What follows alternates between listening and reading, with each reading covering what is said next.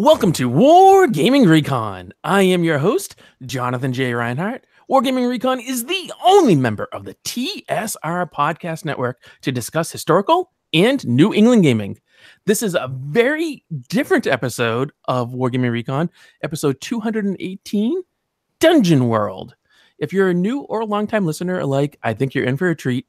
Today, we have a group of people joining me to talk about something that we don't normally cover, role-playing games. And this one is unlike any other role-playing game I've played, which doesn't say much because I haven't played very many, but I do think it stands apart from the crowd. So I want to welcome co-host Adrian. How are you today? Doing good, John. Thanks. Alex, how are you? Hello. How's it going? Going well. And then we are also joined by a very special guest, our one and only game master who makes all of it possible, Rachel. How are you? I'm good. How are you? I am so excited that we're doing this. I honestly didn't believe it was going to happen because I thought Alex was going to bail last second, and I thought you would not be up for going on camera. Why would you think Alex would bail out? I know, it's so unusual. I don't understand. No. You're incorrect. I don't never bail out. I just never commit to begin with. The camera was sprung on me. I thought it was going to be audio only, so there's that. Alex, you're like the guy in every rom-com who the girl's trying to ensnare, and he's like, maybe I will, maybe I won't, maybe I won't. And people sit there for an hour and a half like, will he? And the next thing you know, she gets pregnant, and then they get married. I do not know what to say to that analogy. Thank you. You're welcome. Listeners should be warned that this episode is going to also be a little different because normally we're family friendly, or we try to be as much as possible. This one won't be as family friendly as possible. So if you're at work, put in the earbuds, your headphones, and if you have little ones around, maybe find something else for them to do. I also want to say that we are very proudly sponsored by two great entities, and I want to just give them a quick shout out. So the first is the Maine Historical Wargamers Association. They put on Huzzah, which is one of my favorite gaming conventions. It takes place in Portland, Maine every year. They've been holding at the Doubletree Inn, a great venue for some tabletop gaming. I don't think, Adrian, do you know, have they done any role-playing games, or have they not branched that far out yet? I don't think I've ever seen role-playing there. I don't really look for it, but I don't think I've seen it. They've been doing a lot more board gaming. I don't know if RPGs will ever be much of a thing there. They probably wouldn't object to it, but I don't know. It's a different kind of a crowd, so I don't know. They do have sci-fi gaming. They do fantasy gaming, Warhammer. I think they're willing to entertain almost anything. This podcast will convince them. We should. They do listen. And without their support, we would not be able to be here. And in fact, I will be at Huzzah May 17th to the 19th, 2019. I'm looking forward to it. I know there's a lot of great things happening then. And then we're also supported by Enfilade, which is the largest convention for tabletop gaming west of the Mississippi. It takes place in the Red Lion Inn in Olympia, Washington, May 24th through the 26th. 2019. They are another great group of historical wargamers. They put on a lot of great games. Anything you've ever wanted to try, they've tackled. You probably have seen pictures of their stuff online, and there's an amazing group of people who just really make it happen. So these are two fantastic clubs who put on lots of fun gaming adventures for all of us. You should check them out, whether you're on the East Coast and want to hit up Huzzah, or on the West Coast and want to hit up Enfilade. You can't go wrong with either of our sponsors. And why don't we dive into today's topic? Dungeon World. Who wants to start? It's your show. You should start. Yeah. Me. Well, you're the one that... Oh, no, I was going to say, you're the one that says you don't play a whole lot of role-playing games. So what was the big appeal of Dungeon World for you, other than the fact that we could actually do it? Someone was running it. Yeah. In the first two bullet points, I had never heard of Dungeon World before. I was like, what the heck are you talking about? And I thought you were just pulling my leg, to be honest. I was like, that's not real. What are you talking about? No. Just trying to have a good one on me. Yeah. I think Seriously, I think the things that kind of drew me to it were, and this is going to sound dumb, but it was that I wouldn't need to really buy anything or bring anything in order to play it. That sounds very much you. Yeah, I don't think does not surprise me. No one who knows you would be surprised that was a big draw. Well, I mean, I'm willing to try anything at least once. And I figured, okay, if I don't have to put any time or effort in other than showing up and give it a try, why wouldn't I? Right. What about the rest of you? I know it's a little different for a role-playing game. Yeah. So Dungeon World is it's a game by Adam Kobold and Sage Latora. It is run on an engine called Powered by the Apocalypse, which is based on a game called Apocalypse World, which came out in 2010. Dungeon World came out 2012. And what drew me to it was actually a friend of mine who had talked about possibly running it at some point.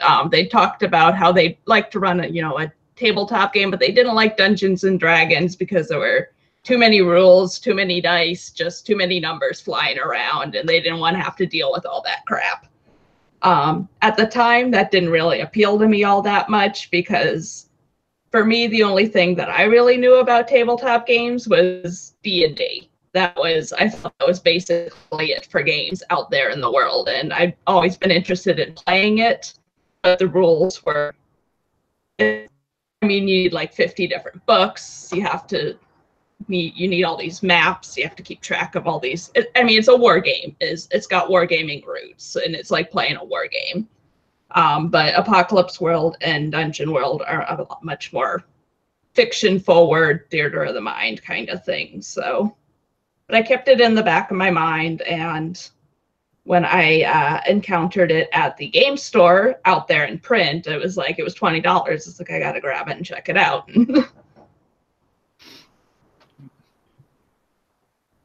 That's actually a really good price point. You normally don't find any set of rule books for $20. That's actually pretty typical. I found looking around at the PBTA type games is they tend to there's one book. You don't need to. Most of them are only one book, and there might be supplements and whatnot out there, but it's not like D&D where you have your player's handbook and then you have to buy the Dungeon Master Guide and then you have to buy the Monster Manual, and those are like $40 each. And now you're $80 before you even started playing the game. Yeah, exactly. And then if there's some special piece of equipment you want, you got to find whatever book it's in, and that's like another $40, $50. Yeah, and the way that Dungeon World works is you just you make it up. Yeah, kind of to be fair to D&D though, you don't have to buy all that stuff to play. You need the core rule book. Is really all you have to get started. You can make all that stuff up on the fly. I agree.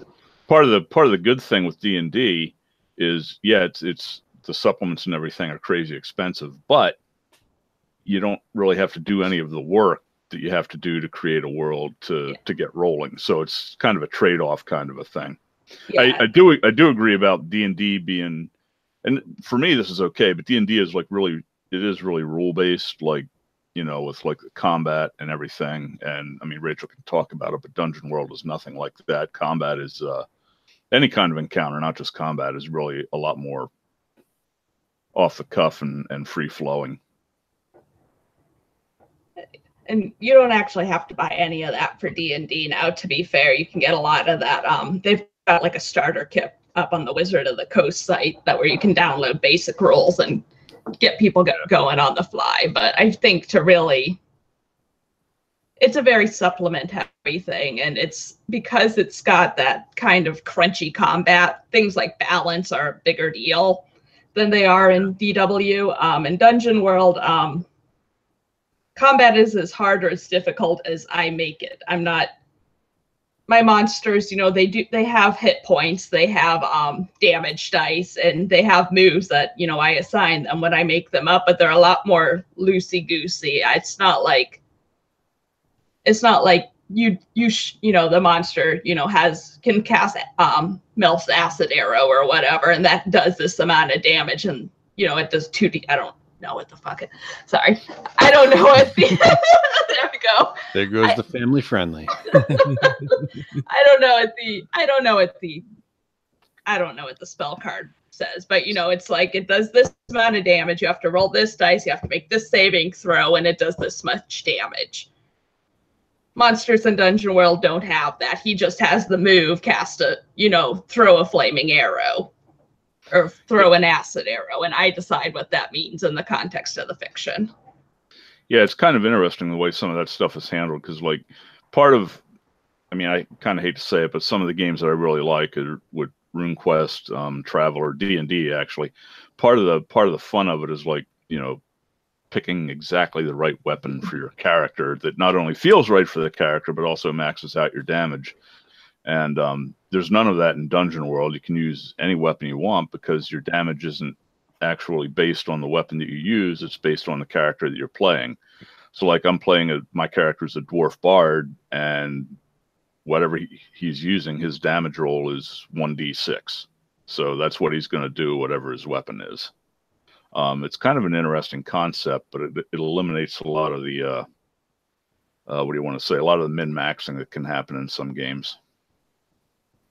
I think that's probably one of the better points is, you know, in my experience, so I'm a big D&D fan, and I wholeheartedly disagree with most of the statements that have been made. But I do agree with the fact that, you know, it's a trap for min-maxers. You know, it's the big game out there, right? I mean, I think we can all agree on that. So a lot of people flock to it, and they are definitely of all walks of gaming. So some people like to do that min-maxing. Some people like to really, really rules lawyer. So the appeal of something like Dungeon World and other, I guess I'll say rules light, I don't know if that's really the right term for it, is that, you know, you could just go and play and have fun and not really have to worry about, like you said, the finite minutia, or, you know, as someone who considers himself a DM as well, you know, it always kind of grinds my gears when somebody finds that one little rule to sort of blow up, you know, everything that you were hoping to do or you wanted to do in your game, and they find the one way to circumvent it with a spell or something like that. And of course, you know, someone might say, "Hey, they were being you're a crappy DM if that can happen." But I think that's probably more true to the majority than it does to the few that are so powerful that never impacts them. My 2 cents, anyway.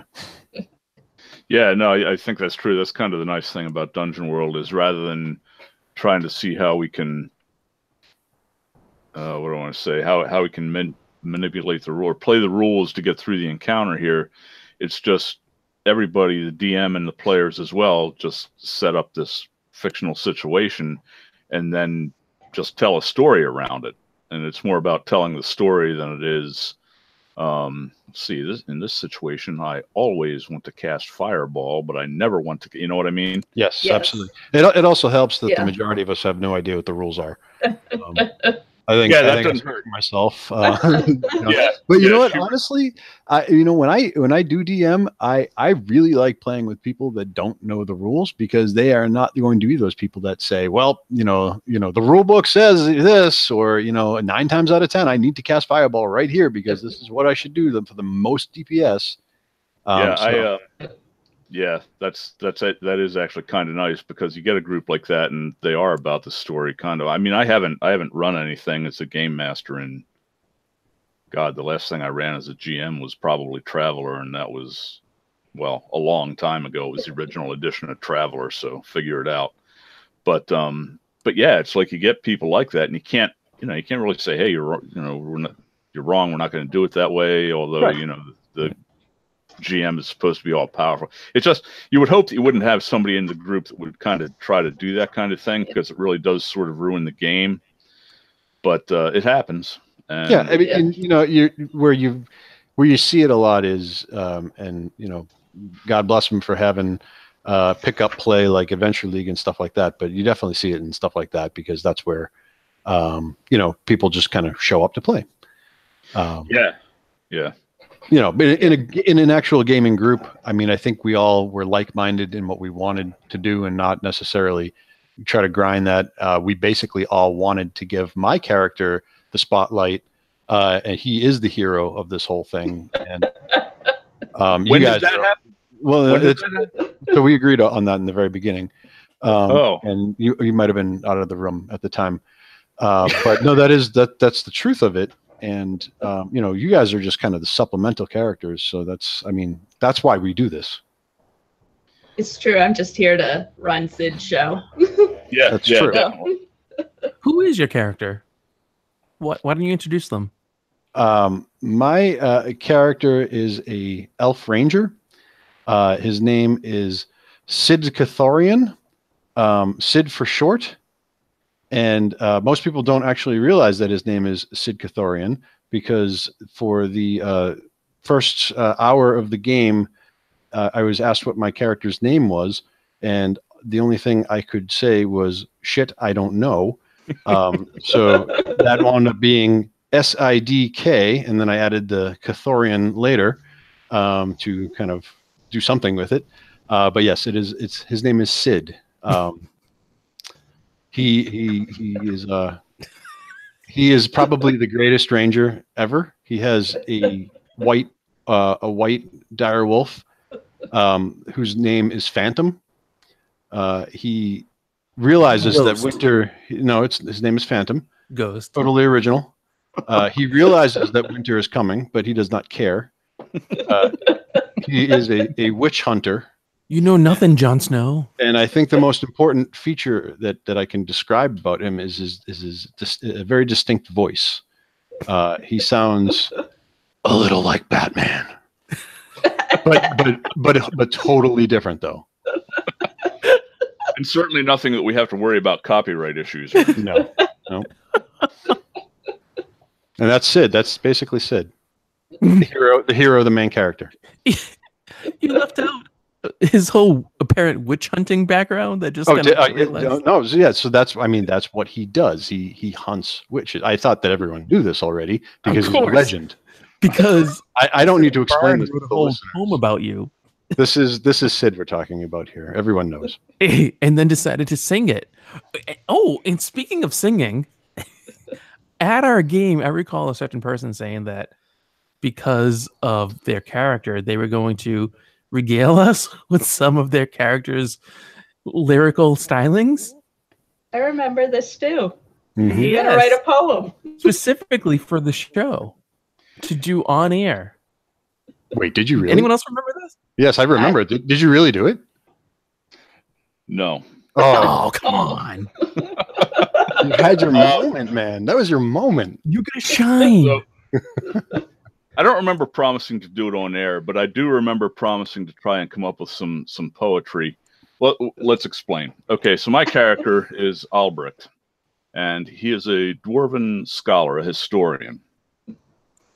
And in our world that we've created, dwarves are more or less equally likely to live above ground or below ground. Above ground dwarves are still kind of an oddity. So he's an above ground dwarf.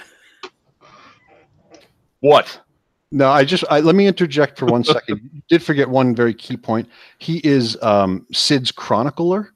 Let me get to it. Oh, I'm so sorry. Go ahead. Yeah, I know I should have led off with all the Sid. I thought that's what. Since you did important lead off with it, I was afraid that you were forgetting it. So, I mean, it's the most important feature of your character. But go ahead. It's your show now. So, as a historian, and the reason I'm in this group at all is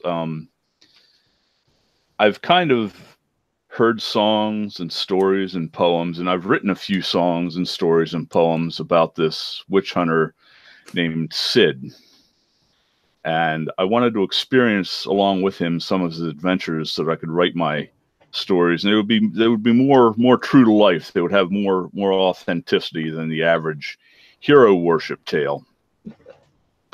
And so I've been writing about Sid for years. We finally met up, and what I'm finding out is that, well, what I've found out so far is that it's best not to meet your heroes,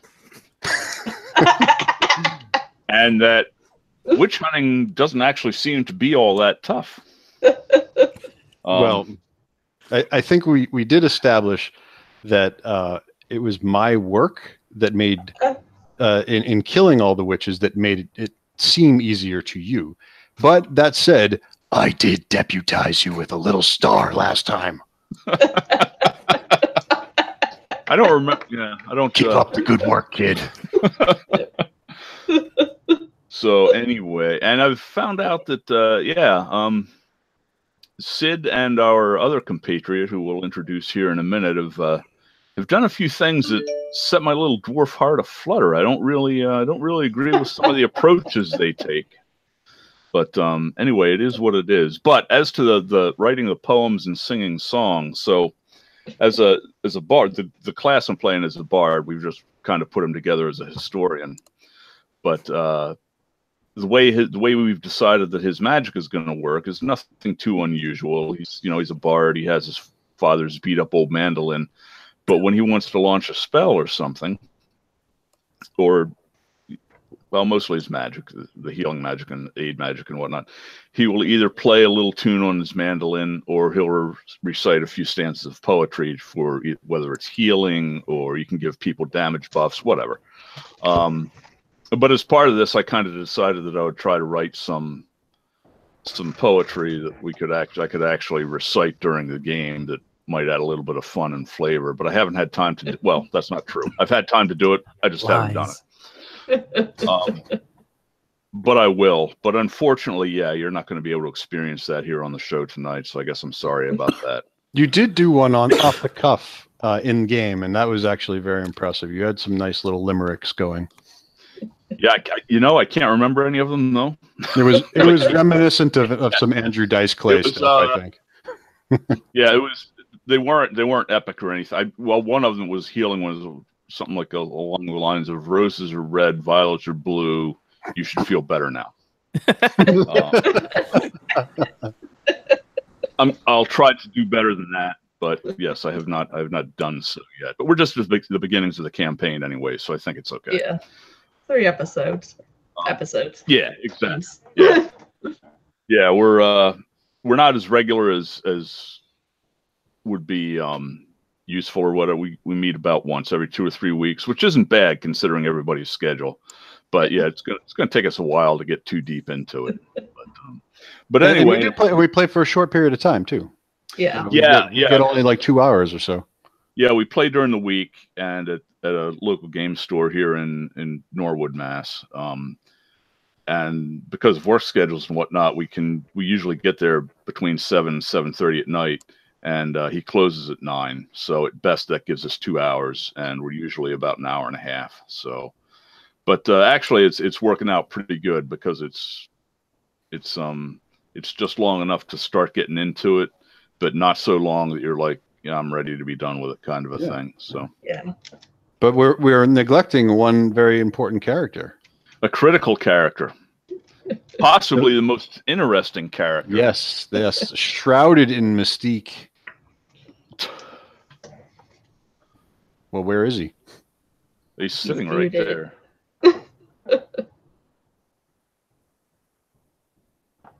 I was hoping it was going to be done, but it's really, really loud.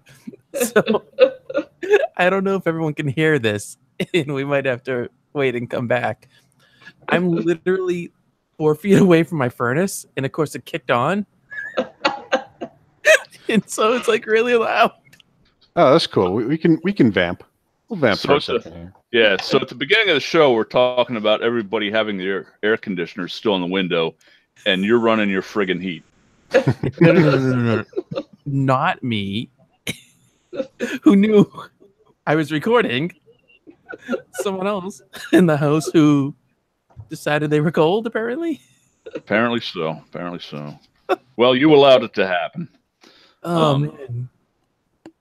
This happened once when, to go completely off topic, was doing an interview with Mike Payne and who else was? Joshua from MHWA.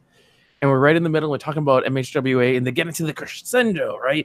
And then we get into this great pivotal point of whatever we were talking about, and then it's bam, whoosh, and I'm like, oh no!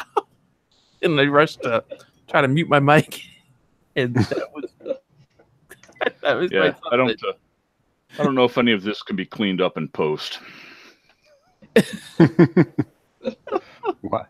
You really wouldn't want to. Anyways, getting back to the amazing segue that we had set up for you before your furnace went crazy. The character shrouded in mystique is... now he's playing with his mic, folks. That's cool.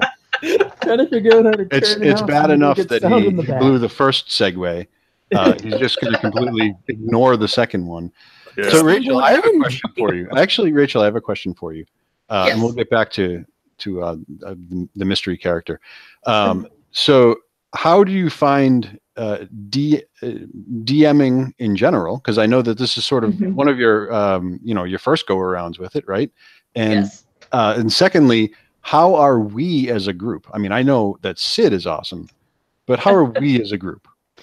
If you were to pick out one player that typically causes problems, which player would that be? Let's start with that. Oh. Let's start with Jonathan.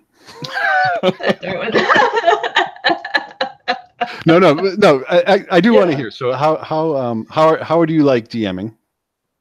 I love it. I was really, really anxious about it, and I get really anxious after each, session because it's like, oh God, that was horrible. But I have a lot of fun putting stuff together and compiling what happened during the game and coming up with, new encounters and plot hooks for the next game. It's a lot of fun. Nice, yeah.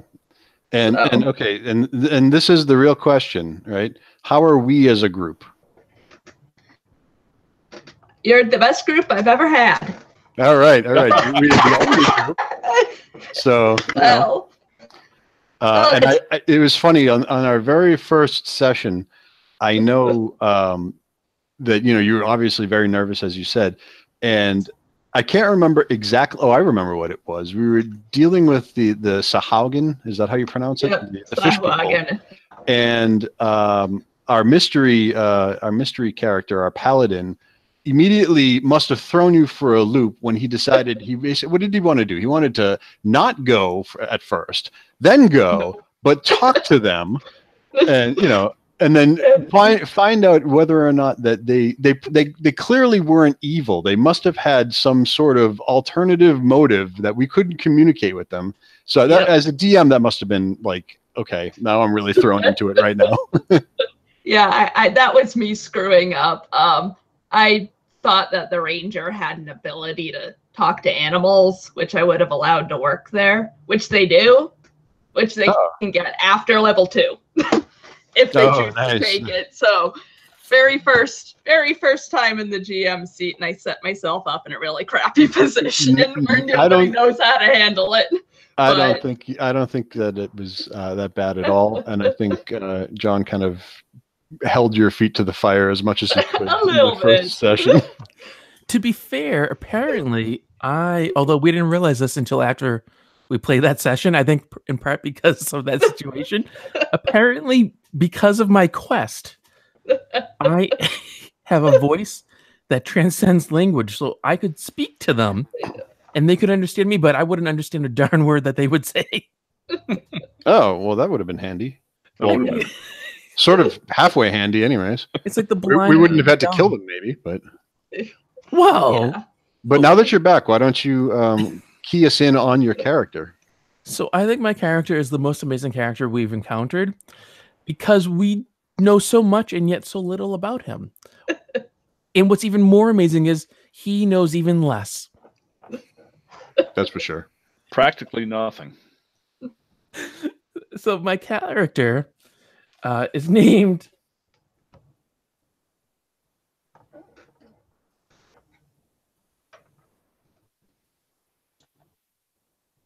Did I just lose internet?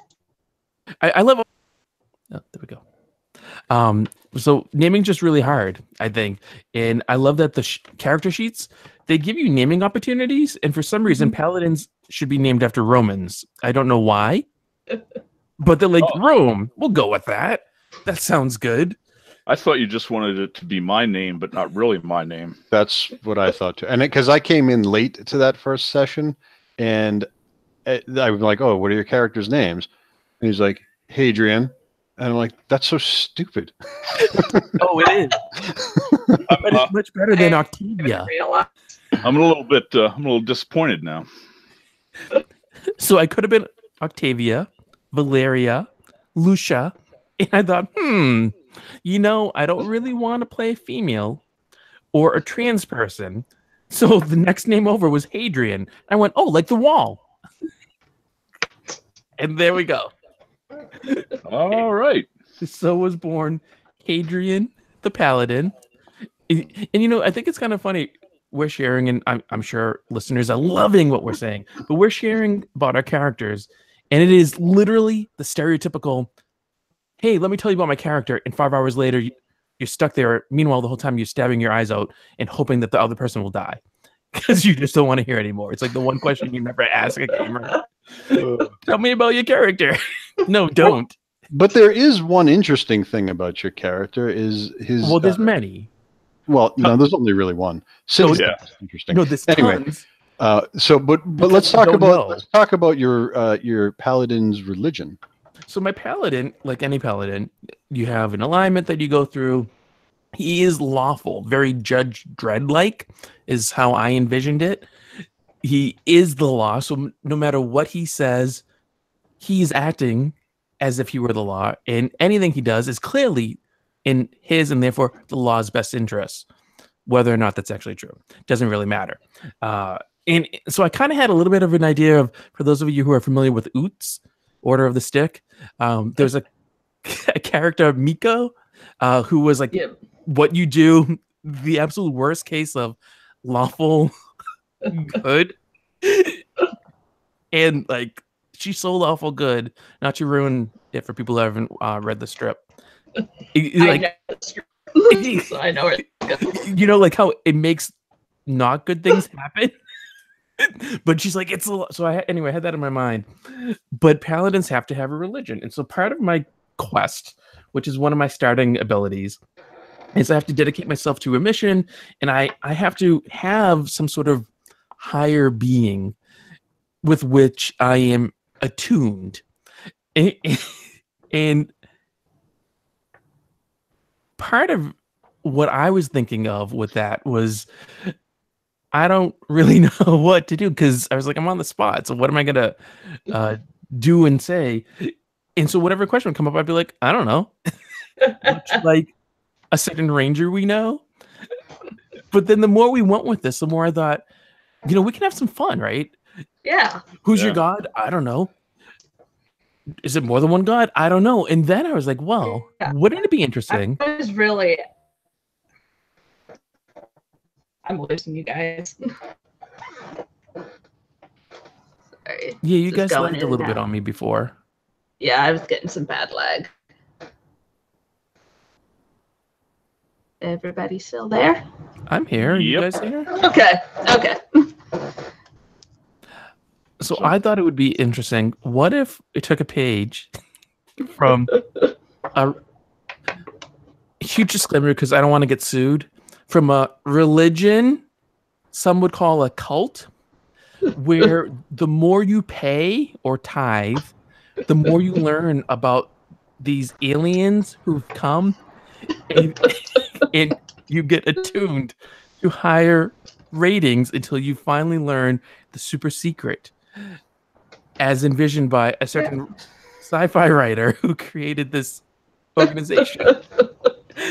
And I'm like, what if we just have a little bit of fun? So what if my character's religion is one where the more you pay, the more you know. So like, you start out entry level, my guy, right?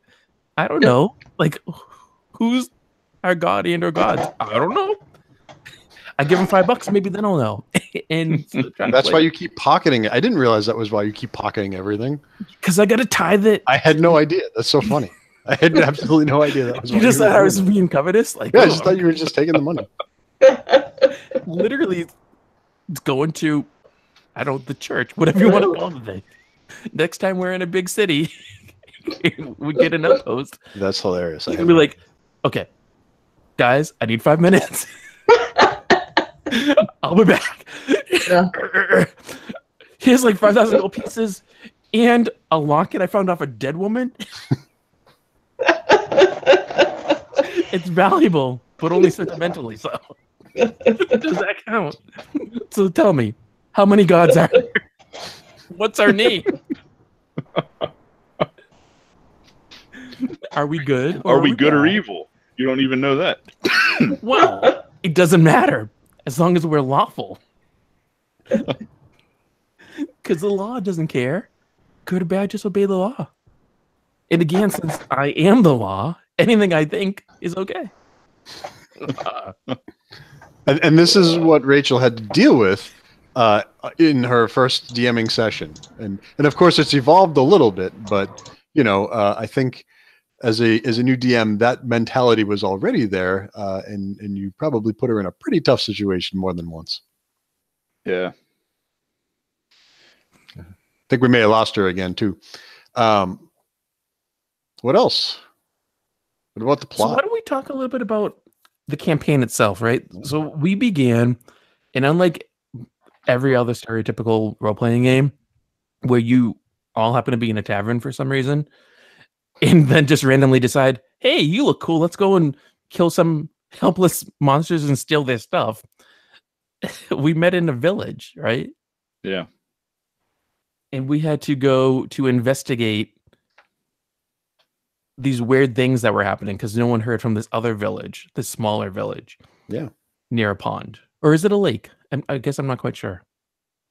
I think it was more lake-ish. So near a lake.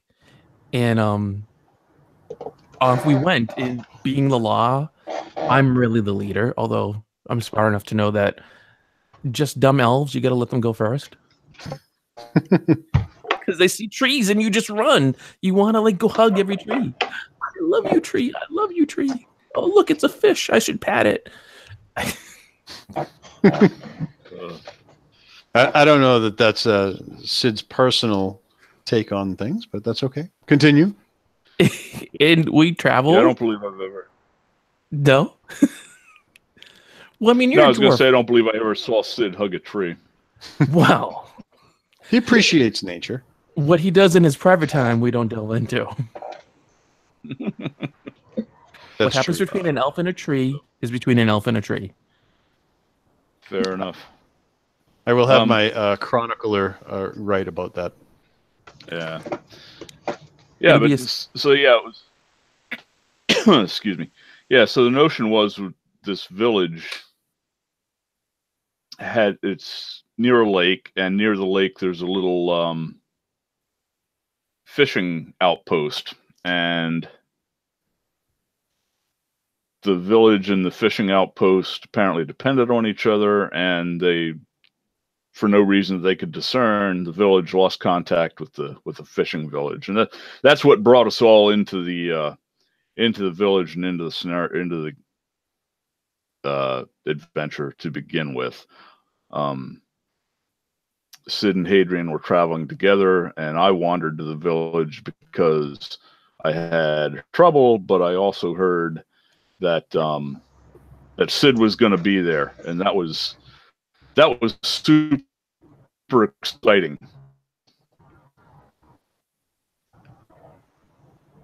Of course, it was super exciting. You'd want to meet the famous guy who you had to write about. I did, absolutely. And like I said, when I was talking through my character, it was an opportunity to tell the adventures firsthand rather than just. I'm a historian, so I hate to say rather than just making stuff up. So I thought it was interesting when we went that we encountered these fish people. And you guys already talked about it a little bit, but just like the challenge of, having these unusual beings, because the village, although cosmopolitan, right, it was basically like humans, dwarves, and elves. It didn't seem like a whole lot of other species, and yet lo and behold, we're on the road, and there's just a group of fish people. Right. How did you guys picture them in your head? Like when we were there and we were encountering the fish people, what did you think they looked like? I was hoping they'd be Warcraft Murlocs. They're like Warcraft Murlocs, but 6 feet tall. See, Okay. I actually kind of had in mind something like H.P. Lovecraft's Deep Ones, Deep Ones who are fairly far along in the transition. That's kind of what I had in mind. Nice. But I like Murlocs is good because I do like killing me some Murlocs, so that's okay. No, they're nice fish people. Be nice to my fish people. We tried. But the Maybe you law should have wasn't tried having harder. any of it. Hey, they didn't obey. You gotta obey the law. the other half of this whole thing, though, is that our rolls for about a month now have been awful. So anything we try to do, and this is like this is a Dungeon World thing. Like, you fail a lot, it seems, in Dungeon World, because it seems like the odds are kind of stacked against you on your rolls a little bit. And please correct me if I'm wrong, because I am not an expert in this game. Yeah. But there's like sort of like failing hard, failing kind of not so badly, and then finally succeeding. Those are like your thresholds, essentially. Yeah. So the way it's set up is you basically got 3 things that can happen. You roll a what is it? It's a 10 plus, and that's a total success. Whatever you were setting out to do, you do that no problem. Then you have your 7 to 9 rolls, and that's a partial success. So you get part of what you want, but there's a cost. So that can be anything from taking damage to drawing attention you don't want to. It just takes you a long time, and that gives an enemy faction time to advance their moves. And then there's a total failure, which is a 6 or lower. And that means, what that means is the GM gets to make a move, which I haven't explained very well to you guys, and I need to kind of work on my explanations there. But basically, making a move is I get control of the story, and I get to advance a front, or I get to do some serious damage to you guys, or take some of your stuff.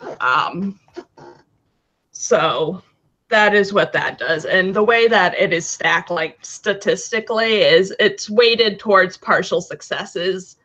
So most of the time you should be rolling, getting what you want part of the time, but at some cost. You guys have just had absolutely atrocious luck. I don't know how you've rolled as bad as you have. Well, Wait, that's you just mean people normally roll better? yeah. My dice only go to 1. Oh, it's worth pointing out, if anybody's interested, that the rolls we're talking about are 2d6. That's your yeah. So out of those results, which one most closely matches having the back of your torso armor ripped off by this crazy beast and just chucking it to the ground? That would be a partial success. You lost your armor, but you didn't lose your hit points. You got to hit him. You did damage. I think I would have rather taken the hit points and kept my armor. It's expensive to buff that out, Especially when you're trying to pay to, figure out something about your deities there. Well, it's the only true path to enlightenment. Mm-hmm. Oh, Lord. So, Rachel, Rachel, you'd mentioned we were talking about the DM gets to make a move. You get to possibly advance a front or something like that. So could you just quick explain what a front actually kind of is in terms of the game? Because we're kind of, I think a lot of people may not be familiar with Powered by the Apocalypse or Dungeon World in general, and they may not know what you're talking about there. Yeah. So what a front is effectively, it's a collection of linked dangers or threats that are going on in the world. So there's trying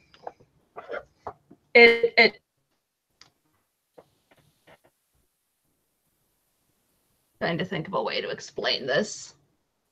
So it would be like maybe an overarching part of the campaign, right? Like, I don't know, I can't think of something off the top of my head. Well, like the evil empire is trying to take over the world, and if you get to advance a front, then maybe they get some kind of success in the overarching story of the world.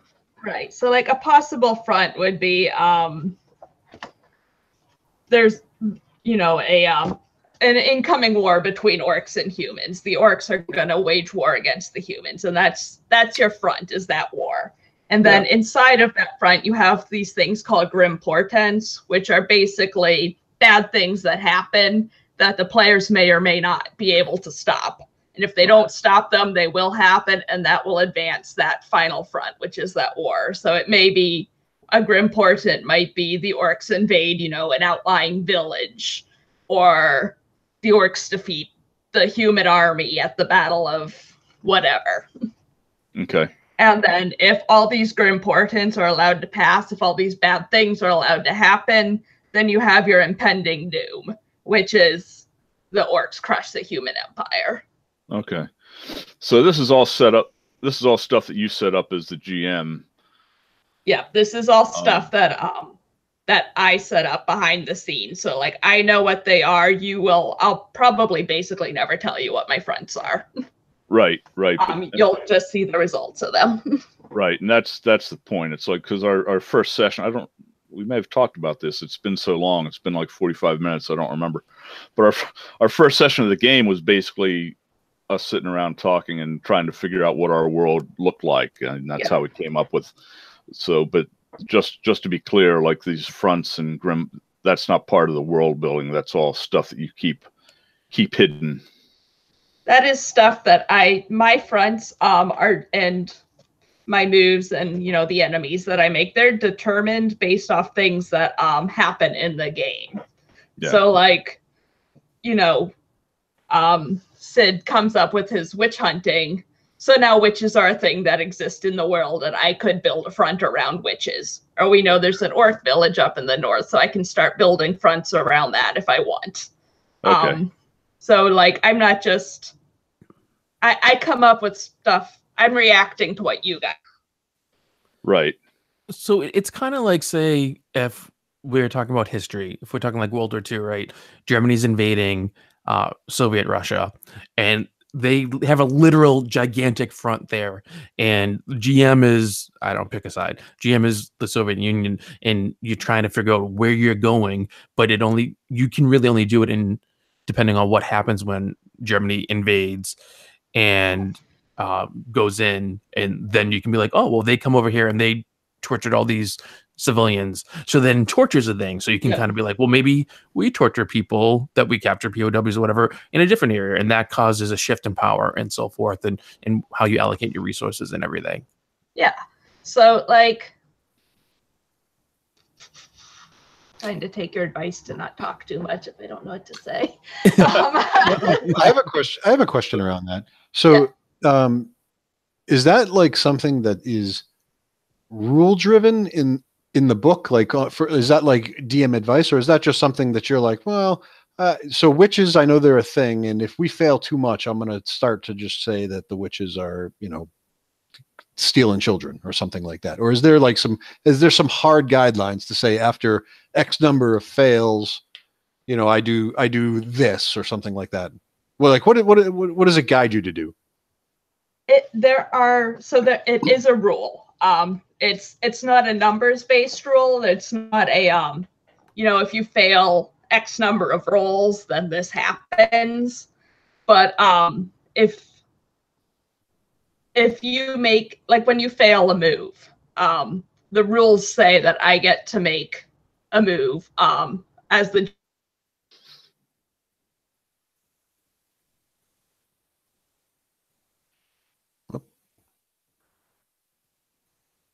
I don't know if people froze up again. Your internet seems to be a little wonky. So I think for me, one of the most interesting things, I know we were kind of talking about how it plays out with the fronts and guidance for the DM, but one of the really interesting things for me was that this is more collaborative storytelling, as we kind of talked about. And that's not the kind of gaming I normally envision. And Alex, I know you're very much a theater of the mind kind of guy, which I can't even wrap my head around, because I like having the stuff in front of me so I can be like, okay, here we go. This is what I see. This is how it is. I don't have to just sit there. Because if I'm just going to sit there and do theater of the mind, I can just sit in a room by myself and be like, that's how it's going to go, and be happy with it. But even thinking that with Dungeon World, I don't feel that way. It really does feel more immersive. And with this growing trend of people playing board games and D&D, there's been a sub-trend I've noticed of people going back to first edition D&D so they can do that theater of the mind, and for people to find other types of games to do collaborative storytelling. And I don't know what that says about us as a people, but whatever it is, there something about that's drawing individuals in to actually do their own world building and to maybe lessen the burden so that you're not the only one doing it. It's you and all your friends each contributing a little bit. Yeah. So, I mean, in my opinion anyway, this is how I've always DM'd.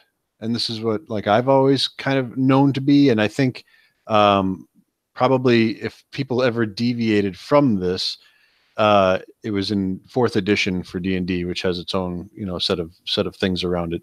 That's a discussion for another day. But I mean, even when we played, you weren't there for this, but we played a quick RPG that I DM'd.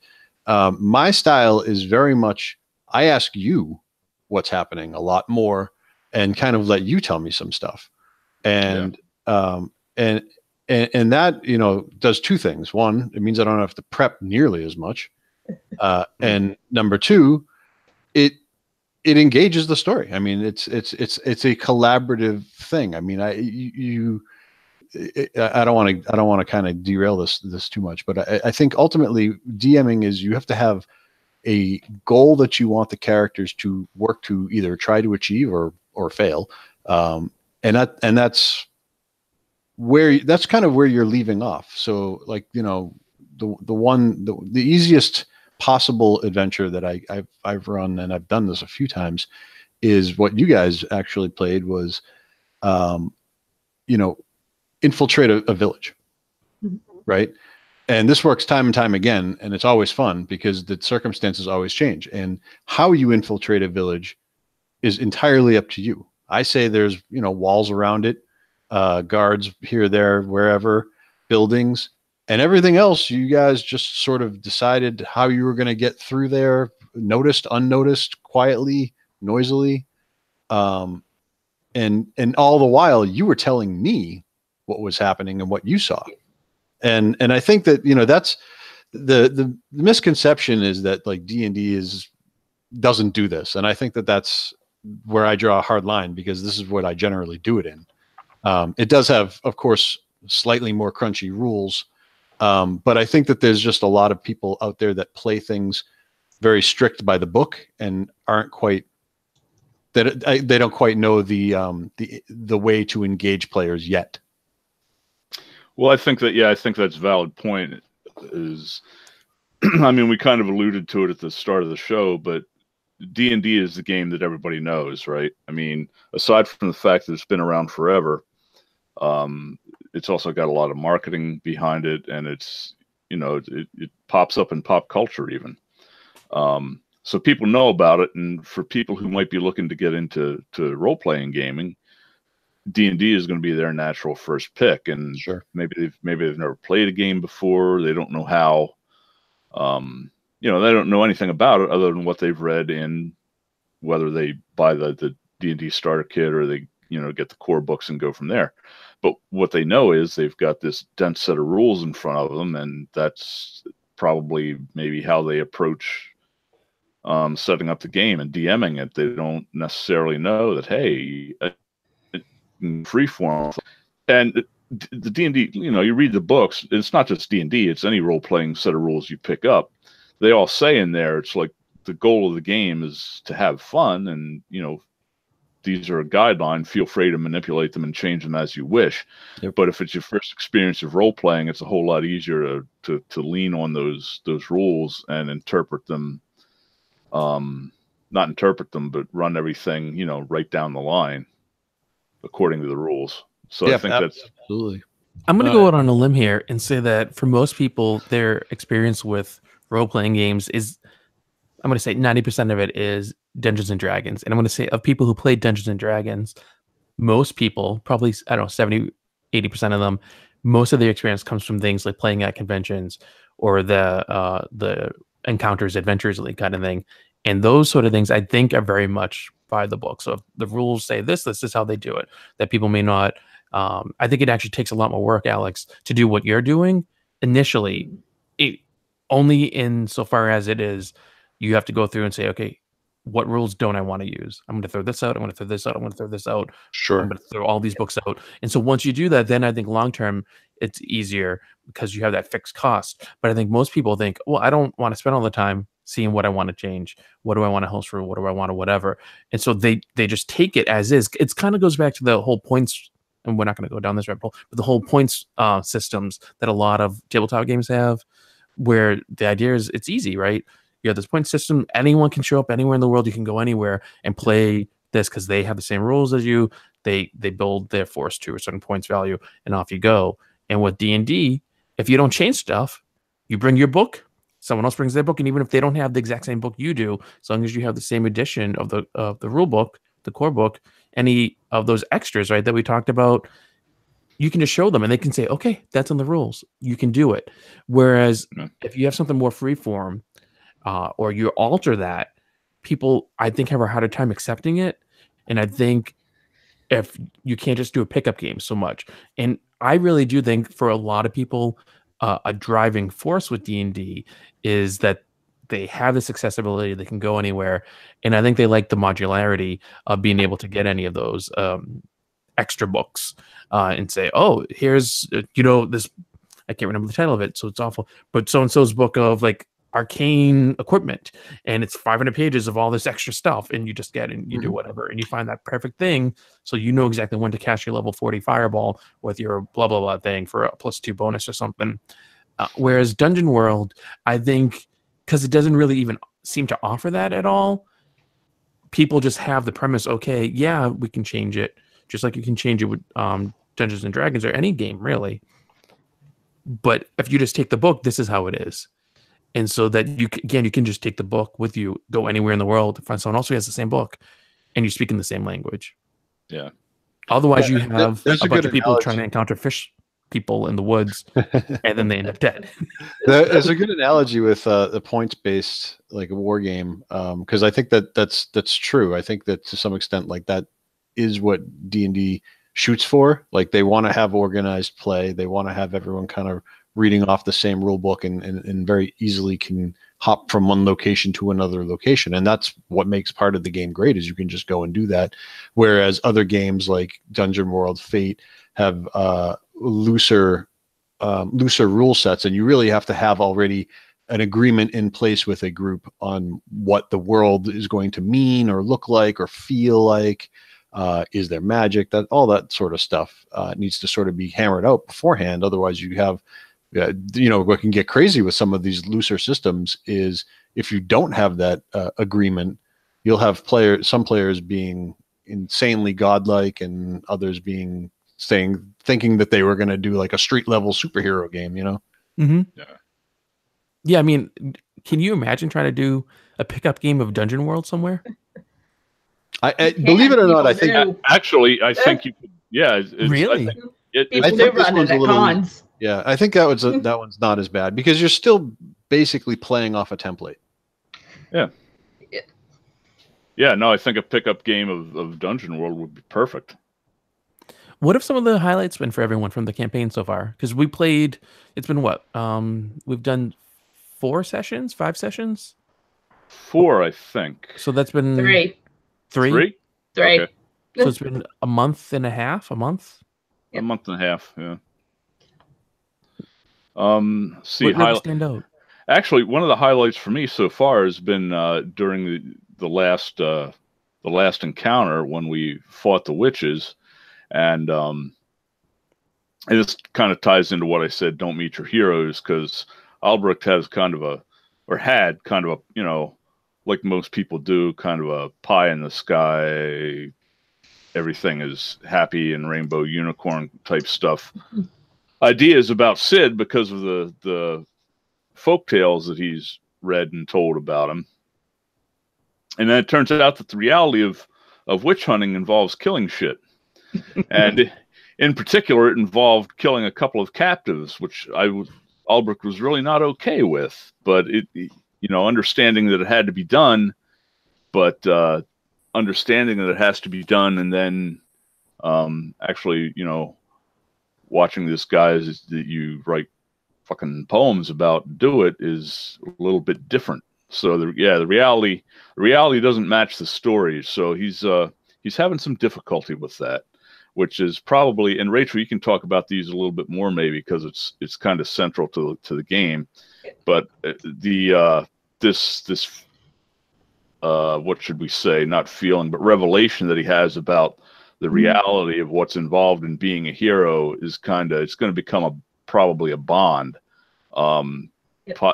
possibly between him and Sid, but maybe between him and Sid and Adrian, because Adrian, of course, was all for slitting throats and taking names. So anyway, that's been a highlight for me because I'm looking forward to how we can develop that. Let's back up a second here for two things. One, because of the whole bond thing, which I wanted to bring up as it relates to shit I don't know, and also the whole slitting people's throats things.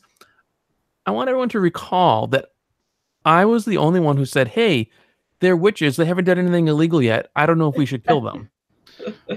Okay, that's fair. That's fair. But you weren't hard. Instead of attack, what did I do? I went into a defensive position to protect someone who I have a bond with, who would be shit I don't know. Because unlike his chronicler, who you'd think would by now actually have a bond, right? And I think this kind of goes because I don't know about the rest of you, but like I didn't really understand bonds necessarily. I just looked and I was like, hey, let's do a bond. Why the heck not? But you would think, right, if you're admiring him and you're thinking, oh, this is this person, and you're specifically meeting him to do that, they would be some sort of deep enough connection that would propel you forward. Maybe to seek him out and meet him. My character, and I don't know exactly completely why, but in an early session of ours, it became apparent that the elf was utterly godless and lost to the ways of the world. And somehow this formed what I would call an unusual bond, where my character felt that, okay, we're going to respect all peoples because, we're human and think it's okay that not everyone believes the same thing that we do, but only so far. And that although we respect these other individuals, the real purpose is to do missionary work and convert them. And so the bond is, this is what the elf believes. The elf's wrong, and the elf has to mend its ways. Otherwise, it'll end up in whatever my God and or God's version of eternal damnation, if that happens to exist, happens to be. Okay. So, and being a missionary and converting people apparently involves a lot of hitting them in the head with a hammer. But okay.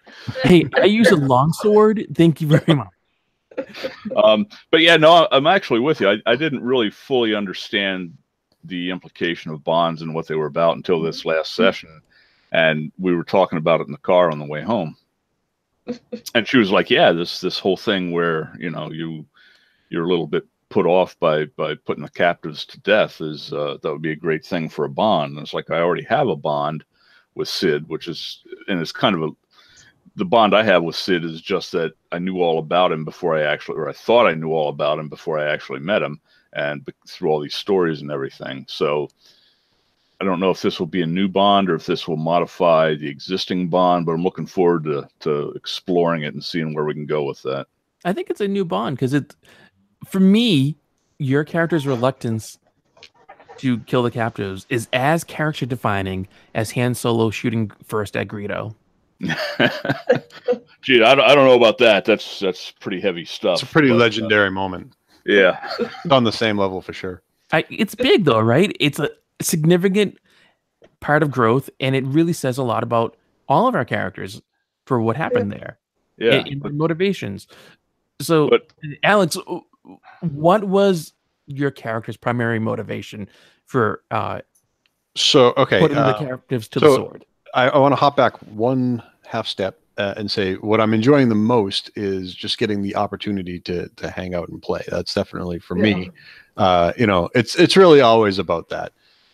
In terms of Sid, well, I mostly kill witches. This is what I do. Some people think I'm self-centered.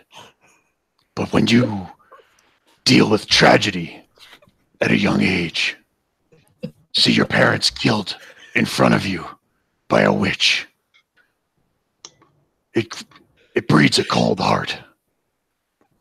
They all die. But I don't use guns. They're laughing at you. They're laughing at your tragic, tug at the heartstrings story. And they're laughing at it because they're both assholes. So Sid is completely self-centered. He only sees himself as a hero, and he doesn't.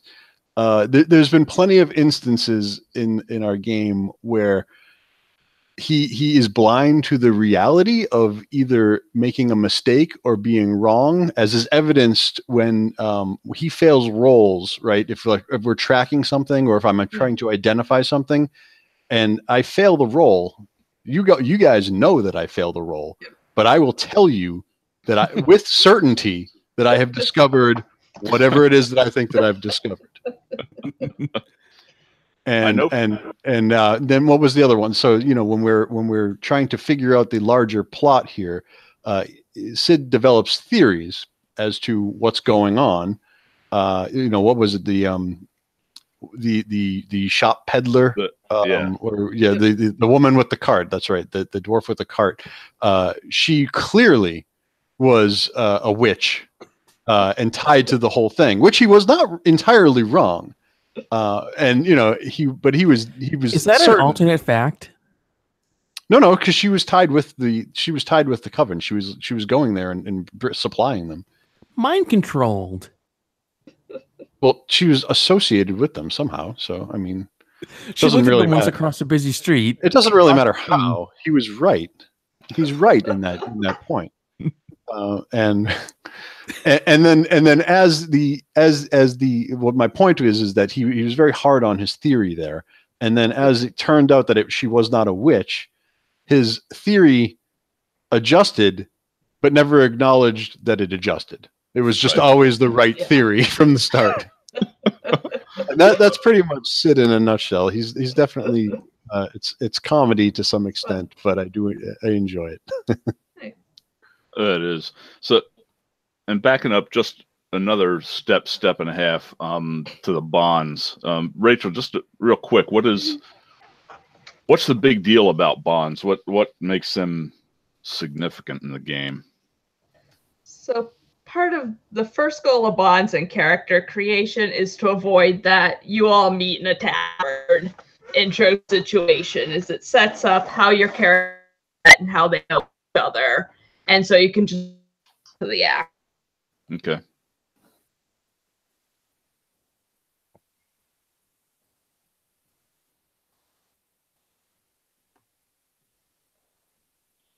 Did we lose her again? I think we might have. Yeah. Interesting. Oh, tough go around on the internet tonight. Yeah. But I feel bad for Josh, who's editing all of this, and he's going to do an amazing job. He's going to do the best job. It's going to be the best ever. Huge. Thank I you. feel like that's who you're channeling, Alex. It's what it's going to be doing. It's going to be a hard job. I know that. Yeah, and he tries. But are you back? Yeah, I've been going in and out all night. I've heard about 50% of what's happened tonight. But yeah, so it gives you a way to codify those kind of relationships. So you it's not just a kind of a vague in the air thing like Albrecht's didn't like what happened there. It lets you write that down. It becomes like a concrete reality about the character. It's a mechanic. It's not a numbers mechanic, but it's a mechanic. So what's really cool about it is, in for people who know 5th edition, they have bonds in it, and other games have this sort of thing. But what I do like that Dungeon World does is that part of the way you gain experience is the questions at the end. And this, again, other games do this as well, that I've seen. But you know, one of the ones is, did you fulfill an aspect of your bond, or did you kind of grow a bond or something like that? And you gain your experience off that, which is really cool because it actually encourages role playing as opposed to pure monster kills and then saying, oh, by the way, I also have a bond with so and so. So I think that that's a nice way to kind of make these things something you want to do rather than something that's just there. Yeah. Yeah. That's something that I really like about the system in general. It's like, I like that you don't get experience for killing monsters. You get experience for failing rolls, and you get experience for those end game questions, which I guess we should talk about. But it's, you know, fulfilling your bonds or fulfilling your alignment and discovering new things about the world and engaging with the world.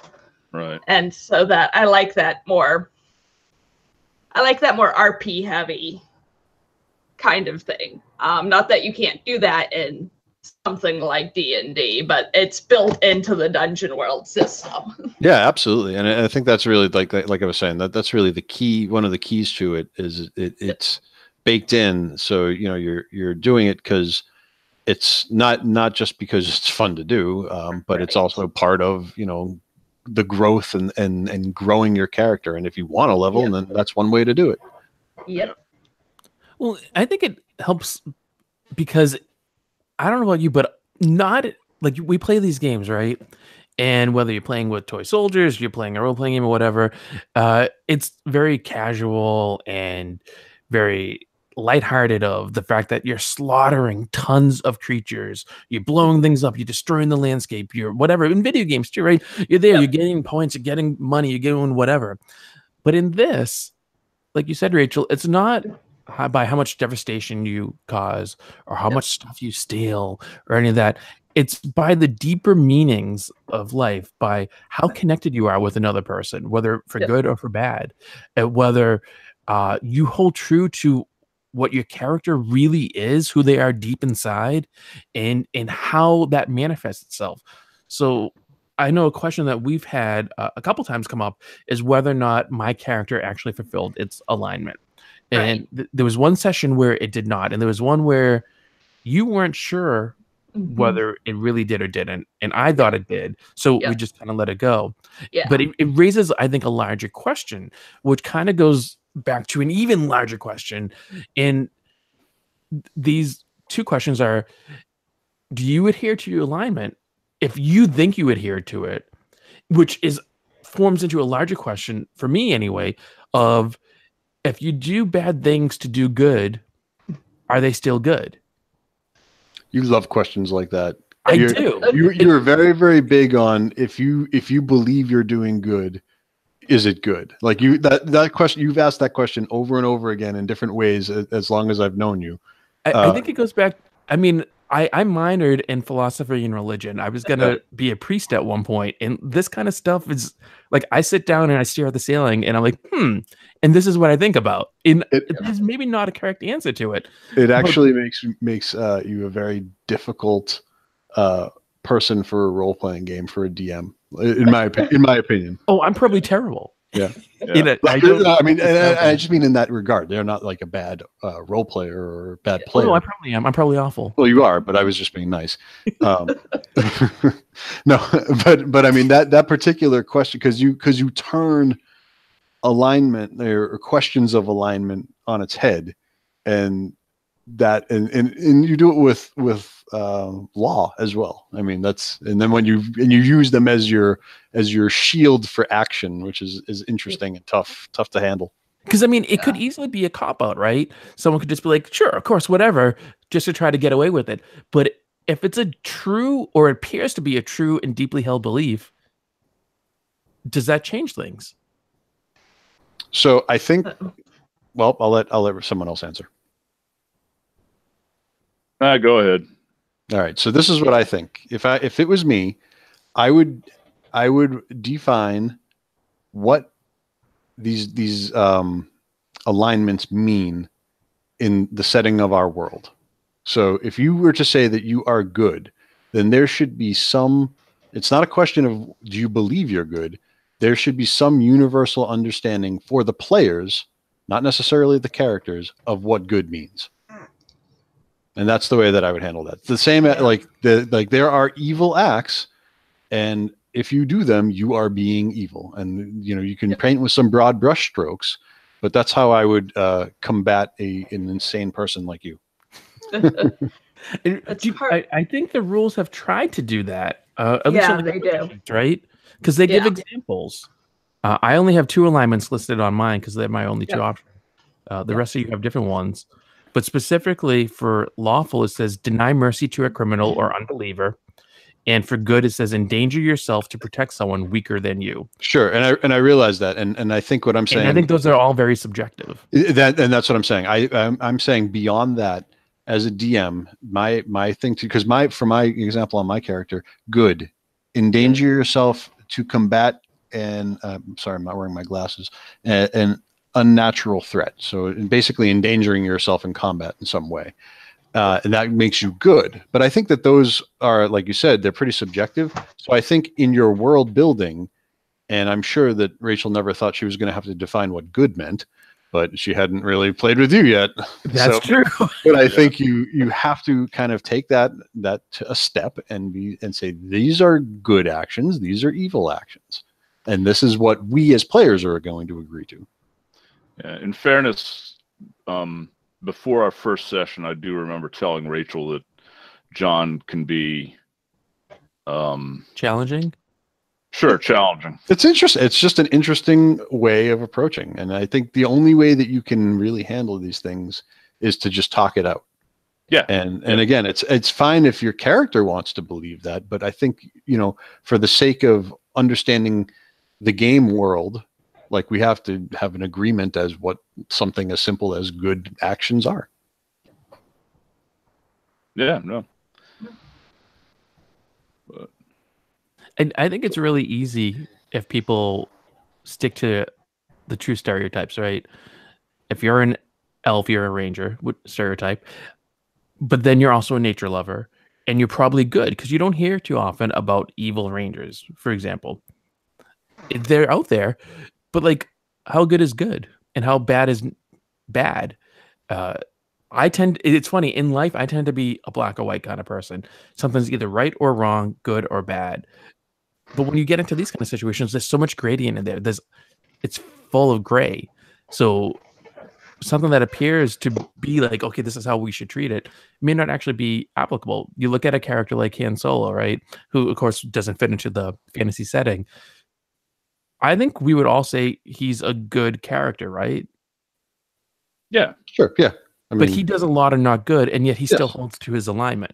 Absolutely. And so, but this is where, the mechanic of the game kind of can trip itself, in my opinion, is that because you're basically asking, the questions at the end, have you followed your alignment? Right. And that's like, why does it matter? First of all, who cares?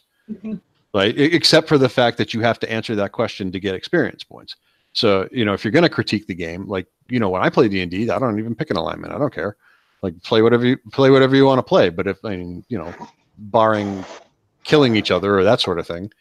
But when you start to tie a game mechanic to it, I think then you have to start to clarify what that means so that you're not stuck. I mean, we're all chill, so it's not really like a big deal. We're all going to say, yeah, you were good, you aren't, or whatever, and we'll probably walk out pretty happy about it. Yeah, I'll say that I'm less concerned with what's good and what's evil and what's lawful and what's chaotic so much as I am concerned with what does that mean for what your character does. So I'm not as interested in whether or not, say, Adrian cutting down a goblin or whatever for not believing in his god and or gods is a lawful thing.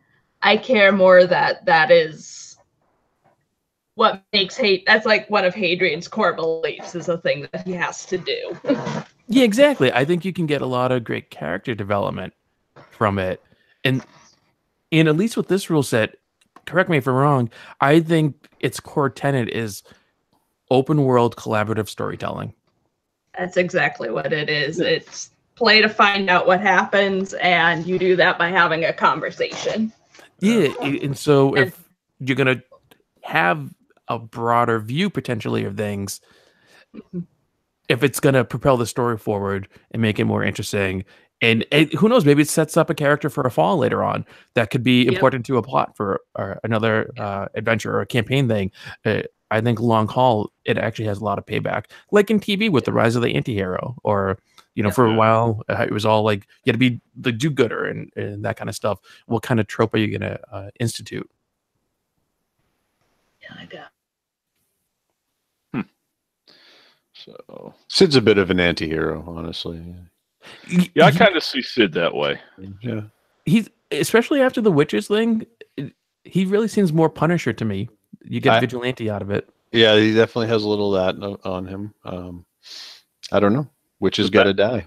Yeah, the Batman voice is no accident. That's clear. No. I think for all of us, we've had several sessions, but I really think a defining moment for our characters was the fight with the witches, and how we all responded to that, how we behaved in it, and how we dealt with the conclusion and the aftermath of it. Yeah, that definitely the last, probably like that whole aftermath and conclusion, like you said, I think were the most telling, probably 20-25 minutes that we've had since we started playing. I think so, because like Alex, your character was very much, you had to go on the hunt, you had to seek them out, you were a predator, right? You had to track them, you had to get rid of them as quickly as possible, no matter what. And your only concern, other than killing them, was your spirit animal. Mm-hmm. Whereas Adrian, your concern was, you wanted to kind of help out, but you were more tentative. You were definitely trying to be more supportive, mostly of your compatriot, who you have to write a chronicle about, but overall, while also preserving yourself. And my character was like, I don't think they've done anything wrong, so I'm not going to be hostile to them. But as soon as they engage in hostility, all bets are off. So that whole like passive healing, helping kind of thing completely shifted. Yeah. And I think when you get into our alignments, you really see them exemplified with the removal of the captives. Yeah. The captive witches, to be clear. Characters. Non-player characters. They were witches. They were part of a coven. Which, I mean, you should be used to neutral. That's your default mode in life. Meh.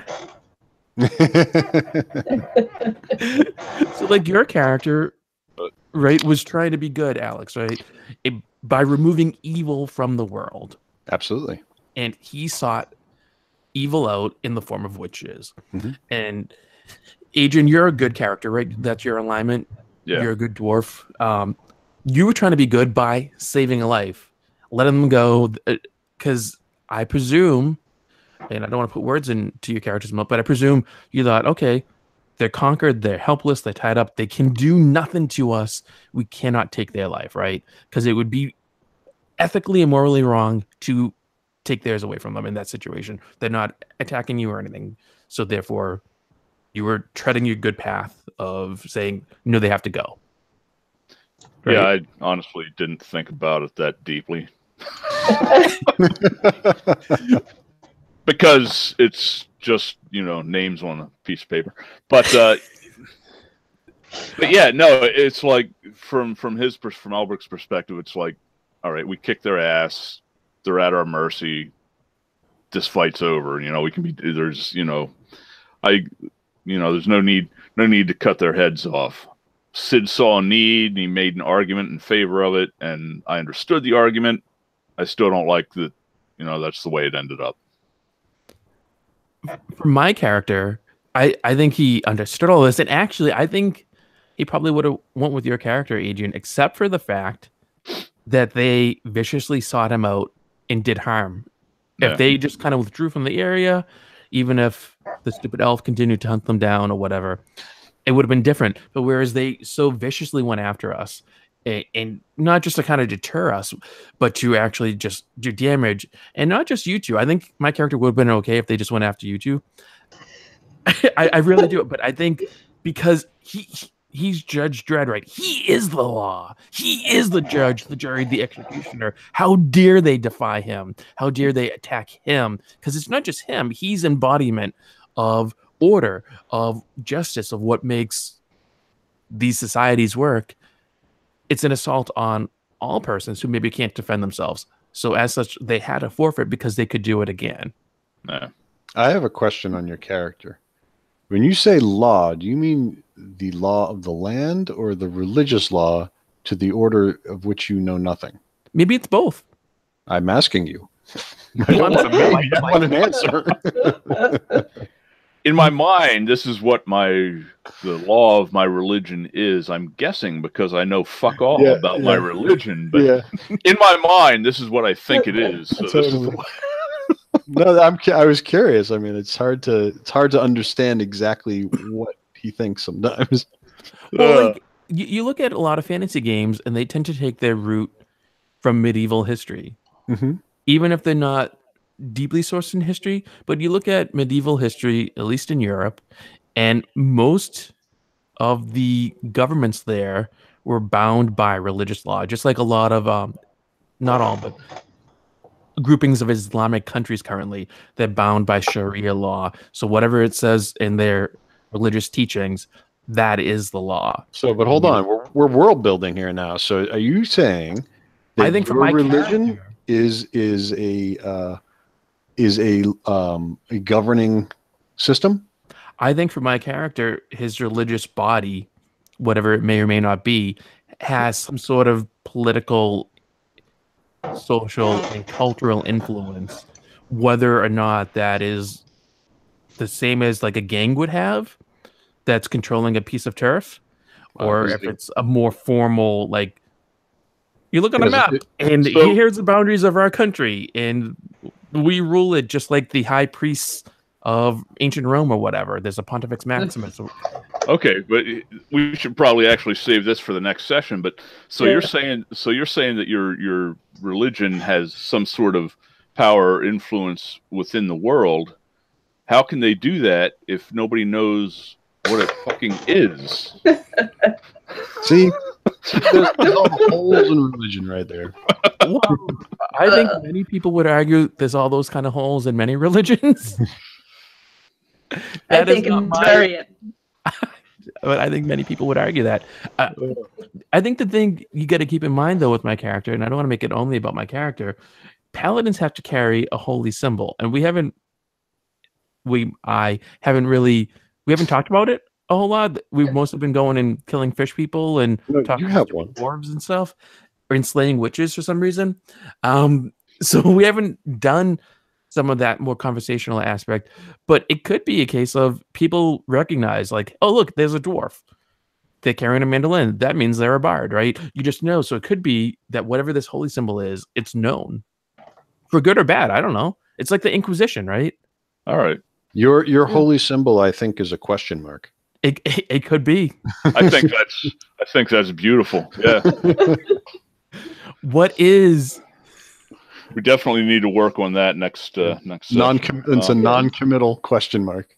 Yeah. I mean, they could literally be nothing more than an oversized gang or cult that has some sort of influence in whatever area they are in or that people are in. Yeah. Rachel, you've bitten off a lot to chew here with not only the first game you've ever GM'd, but really the first live game you've ever participated in, not counting the D&D encounter sessions we did. I know, it's a lot, but I'm actually kind of liking it. I feel like there's a lot of interesting stuff to work with. We've got, personally, you make fun of it, but I kind of love the whole mystery cult religion that nobody knows anything about. Yeah, I think you guys learned a little bit about what might be going on there last session. Yeah. So I think it's like, for me, it gives me a lot to work with. It gives me stuff it plays into that play to find out what happens. I don't know what's going on, but we'll find out as we play. Yeah.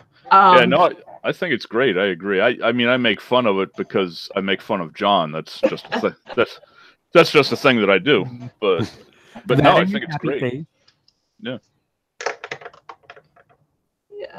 So I just want to say, Rachel, I think you've done a fantastic job. I've been You're very good at thoroughly it. impressed with everything. And I actually do have a question for you.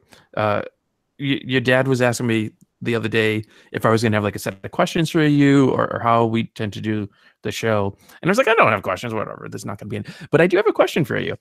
A lot of GMs, in my experience, tend to have a clear and unmovable position on killing off characters. And I feel like you've gone out of your way to accommodate our terrible rolling so that we don't have things like character deaths. I think numerous times we would have all wiped. In what kind of, is that true? Is that a motivation you have? And where did you kind of come from that? Is it, are you just trying to be nice about it and hoping to save us from making new characters, or is there a deeper motivation going on?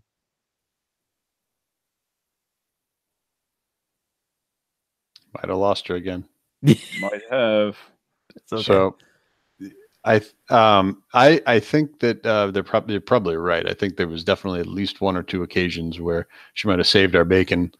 And so my answer for her, for no real reason, just to fill airtime, is I think that's something that we would probably should all talk about in terms of character death, because usually, I mean, in my opinion, it's sort of feel it out with what the group wants. If they want some sort of a meat grinder, then yeah, characters are going to die. If it's just about growing your character, then you want to try to keep them alive typically and make it dangerous, but not necessarily make it too risky. The other thing is too, don't forget we've only had 3 sessions. If she killed us in session 1 or 2, it probably would have been not as exciting as it's been. Yeah, who's going to keep playing? God, this game sucks. Well, I mean, that's true to a degree. I really did think last game I was going to die twice. When the back of my armor got ripped off, I think she was just being extra nice. I thought like it was going to go and I was going to be dead.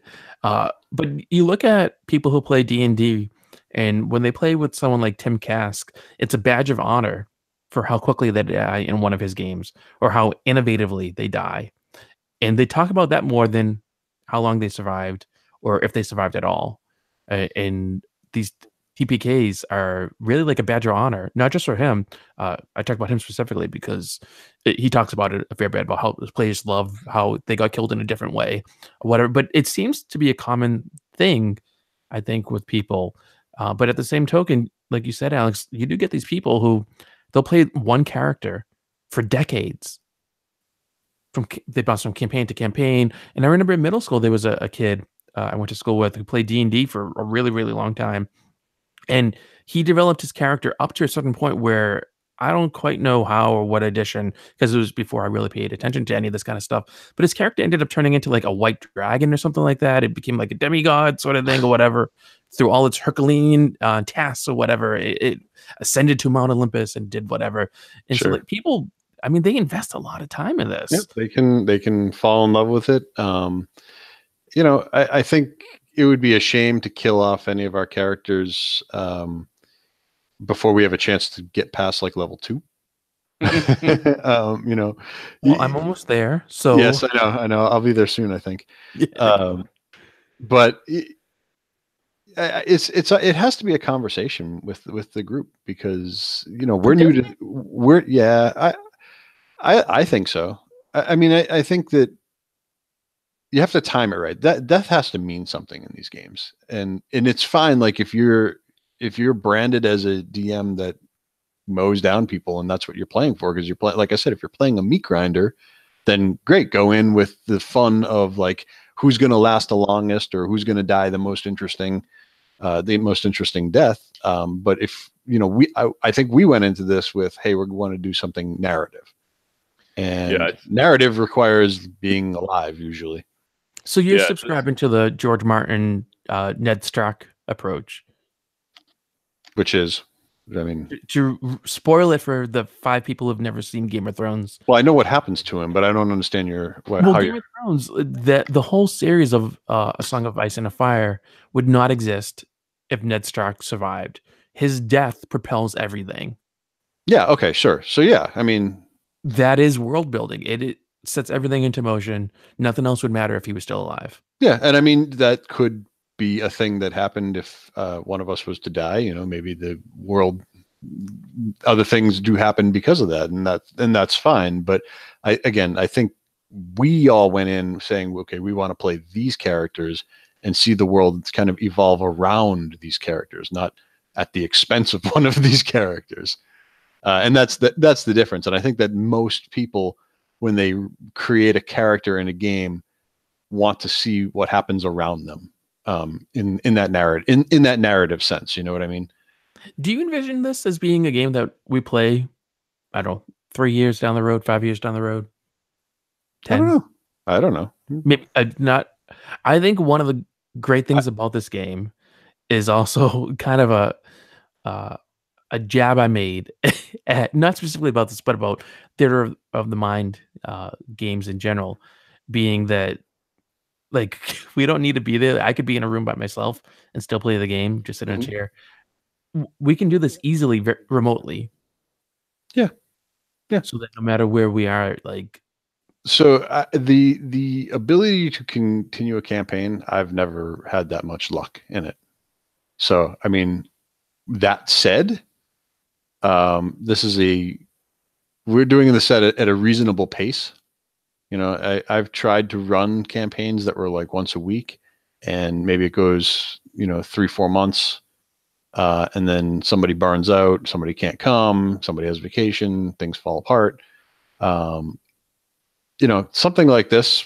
Yeah, I don't know. I mean, to say 3 years is a very long time. If we could make it a year, I'll be very impressed. If we could close a story arc, I'll be very impressed. I was curious because I played a game of D&D 4th Ed, and we went on for 9 months before I had a drop because I got married and moved further away, which was problematic. But I was like, 9 months, that's actually pretty good. And we got, decently far into the campaign. But like that was one where you really had to be there in person because you had your miniatures, you had your table, and all the stuff that you had it set up because you're playing World of Warcraft basically in person. Whereas this, I think it allows you to have more relaxed exposure to it, so that you can, like I said, you can be anywhere. You don't need much to do it. You could do it by phone or anything, right? And so I really do think I could see this happening. And the fact that we've done it pretty regularly, and we've gotten a month and a half in, I think that gives it a little staying power. There's this whole thing, to go off track, with podcasts. Most people who start podcasts, if they're lucky, they get one episode out and then the show dies and they never do another one again. If you get 10 episodes out, that's usually considered the golden number, that you'll be around for a while. And a while, again, is another subjective term. Usually, depending on what your goal is, you probably get 30 to 50 episodes out. Maybe you'll go long haul, you do more, whatever. But if you get 10 out, that's like golden for a podcast. I feel like we've hit that 10 podcast episode mark with the role-playing game. Maybe. I mean, really, a big part of it is the game master, the dungeon master, the burnout rate there, right? Yeah. I mean, it's easy for us. Like, we're the ones that are just showing up and making a mess of everything. Whereas, Ron's the one making a mess of everything, right? Yeah. Whereas, one individual has to put the time in and plan, think of things, keeps a little notebook, has a nice little Trello board. And I mean, she does a fantastic job of like really investing herself. Out there using Trello. What's that? How many other DMs out there are using Trello? That's something to put on your resume. I've never heard of Trello before. It's actually become quite a thing, I think. Is it? Yeah, it's become a thing that a lot of people use now. Yeah, asking other DMs, how do you keep this crap organized? It's really a cool tool, but anyway, I digress. But in terms of staying power, I mean, yeah, why not? I don't know. And if that gets if we get bogged down with this, we can always switch a different game. I mean, I think it's nice to have kind of a semi-regular group. That's for sure. Yeah, it is. There's definitely other games on deck. I've talked to you guys about wanting to run Traveler, so we could pick that up at any time. And I just got my brand new copy of the new edition of RuneQuest from Chaosium. So Hey, congratulations. super excited about that. And sadly enough, Greg Stafford, one of the guys who developed RuneQuest initially back in 1978, just died last week or this week. Yeah, I saw that. So yeah, it was a little bit bittersweet. But yeah, no, so yeah, I get what you're saying. It's awesome that we have a regular group, and you know, if we could possibly work some more games into there if we needed to give Rachel a little bit of a break as a DM and just let her play for a bit, we can definitely do that, because I'm a traveler anyway. I'm ready to go on. So, Rachel, how low impact is this for you as a DM compared to what you've seen other people do with, say, like Dungeons and Dragons or other role-playing games? It seems a lot less work than Dungeon or D&D, at least, because when I read about like on like the Reddit boards and stuff of what other DMs are doing, it seems like they spend like weeks or months preparing their campaigns before they even get going. For my prep, I have a list of about, you know, 7 to 10 like encounters, NPCs or items or monsters that you might encounter during the game. That's it, and I'm ready to go. I spend some time during the week trying, writing up what happened during the session and trying to tie, various little plot threads together to make sure that, it's following the same line. And that's been easy so far by session 3. It might not be so easy by session 13, but so far it's not too much work.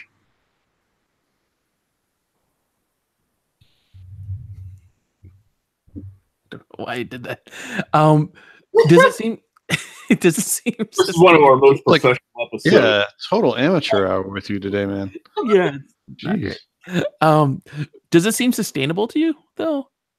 I think so. I mean, if you guys are having fun and enjoying doing it, I'm having fun putting it together, and I'm happy to keep doing it. I think every 2 weeks is a good amount of time for me. I think every week would be too much. I think I would burn out pretty quickly doing that, but every 2 weeks is enough downtime to kind of unwind and then be ready to go again. I could totally keep doing it. Cool. That's awesome. And I do think not every game master would be able to so quickly adapt to a player like me. I really think I'm a huge stumbling block because you're a little bit of a stumbling block, but that's okay. No, that's kind of you. I'm a huge stumbling block. I'm like trying to overcome Lonely Mountain and what's smog in there. For whatever reason, I feel that I think differently. If you give me a box and say, okay, here's a box, and a lot of stuff fits in the box, I'm like, no, that's not a box. And next thing you know, I turn into something else. And no one really understood how I did that, but somehow or other, in my head, at least it works. And I think that can be very challenging for people, and especially for one's first time of running a game, to have that kind of just throw up on a person. Yeah. So I was impressed. I'd say if there's one thing it's doing, it's helping me learn to do, for example, say no. No, you cannot. I am the law, that poor innocent peasant woman to make her tell you about. But doesn't she realize my holy symbol of blah, blah, blah means what she has to? I had totally forgotten about that from the last one. He was totally ready to kick this woman's ass because he wouldn't tell him how fishing works. Who doesn't know how to fish? I am the law. Okay. Oh, fuck you, you're the law. You're a dick is what you are. But see, it taught me I'm the GM. I have all the power. No, you're not gonna roll that. Oh my word! Totally guys, you should hear my wife when we like to watch the TV show Blue Bloods, and invariably they go after a suspect, and the suspect runs away, and so they have to chase them, and there's this whole chase scene, and it goes on, and they get out of breath, and there's obstacles, whatever. And I sit there, and I look at the TV, and I look at my wife, and I'm like, why don't they just shoot them? If they shoot them, they'll stop. They don't have to run after them. They're chasing them because clearly they did something wrong. They're not obeying the law. They said stop. They're a police officer. You stop. They didn't stop. Shoot them. They'll stop. And she looks at me horrified. Like, I can't believe, are you joking or are you not? And it's quite humorous. Sometimes you have to just go with the plot. That works in TV and in RPGs. It can be nice to wrap up a half-hour show in 5 minutes and have the rest of your time to go do laundry. I don't know. Sure. Mm-hmm. So the other thing too, though, and this is to Rachel a little bit, is that let's hypothetically say that he IMs the law, a poor fishing woman, and intimidates her down. You know, you don't have to necessarily say no. You can think of the repercussions that may happen around that.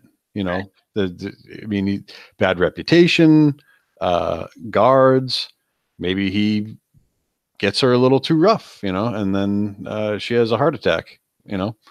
See, I was thinking something even better than that. Maybe she teaches him incorrectly or teaches him how to capture that, whatever that monster is. Any of that. Absolutely. Which then eats them. Right. I mean, that's for you to have fun. That's when people do crazy things like that. You should also, like, no is perfectly fine and acceptable, but you can definitely also just be like, all right, here we go. Yeah, you deserve your fun too. Yep. I'll tell you what my thinking was at the time is like, I'm not going to let a joke about how Rachel doesn't know how fishing works derail the game. Yeah, well, that was thinking at that exact moment. It was funny. That was great. We should tell people how they can get their hands on a copy of the rules if they're interested, because we've clearly been having a lot of fun with it. I've set up a couple short links that people can use. So if you go to wargamingrecon.com/dungeon world, that'll bring you to Amazon to buy a physical copy of the book for $23.90. Or if you go to wargamingrecon.com/dungeon world PDF, that'll connect you to the PDF version. Oddly enough, it's only $10 for the digital copy, which I think is pretty good too. I might pick that up. Yep, and the official website is dungeon-world.com. And that'll also, you can buy the physical copy there, and it'll also link you to the PDF copy, which you can get from a drive-through RPG. I learned an interesting thing when I was, trying to get all these URLs and stuff a little while ago. This won an ENnie in 2013 for best rules, and also in 2012 it won the Indie RPG Award for best game, best support, best production, and it was the Golden Geek RPG of the Year for 2012. Yeah, it's a very popular game and subsets of the community. I can see why. I've said numerous times, and Adrian, I know you talked about this a little bit with me off air. These kind of games aren't really what you and I tend to go for, these theater of the mind kind of things, these very rules light sort of, although I love beer and pretzels, but I love this game so much.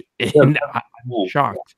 Yeah, I do tend to prefer games that are a little bit crunchier, especially around the combat. Advanced Squad Leader? No. Yeah, actually, I mean that's a fine example. It's one of the reasons I like RuneQuest as much as one of the reasons the backstory of RuneQuest is the other reason. But yeah, no, I do tend to prefer crunchier rules. But this is this has been a surprise for me. It's actually really good. So yeah, I will act in any game.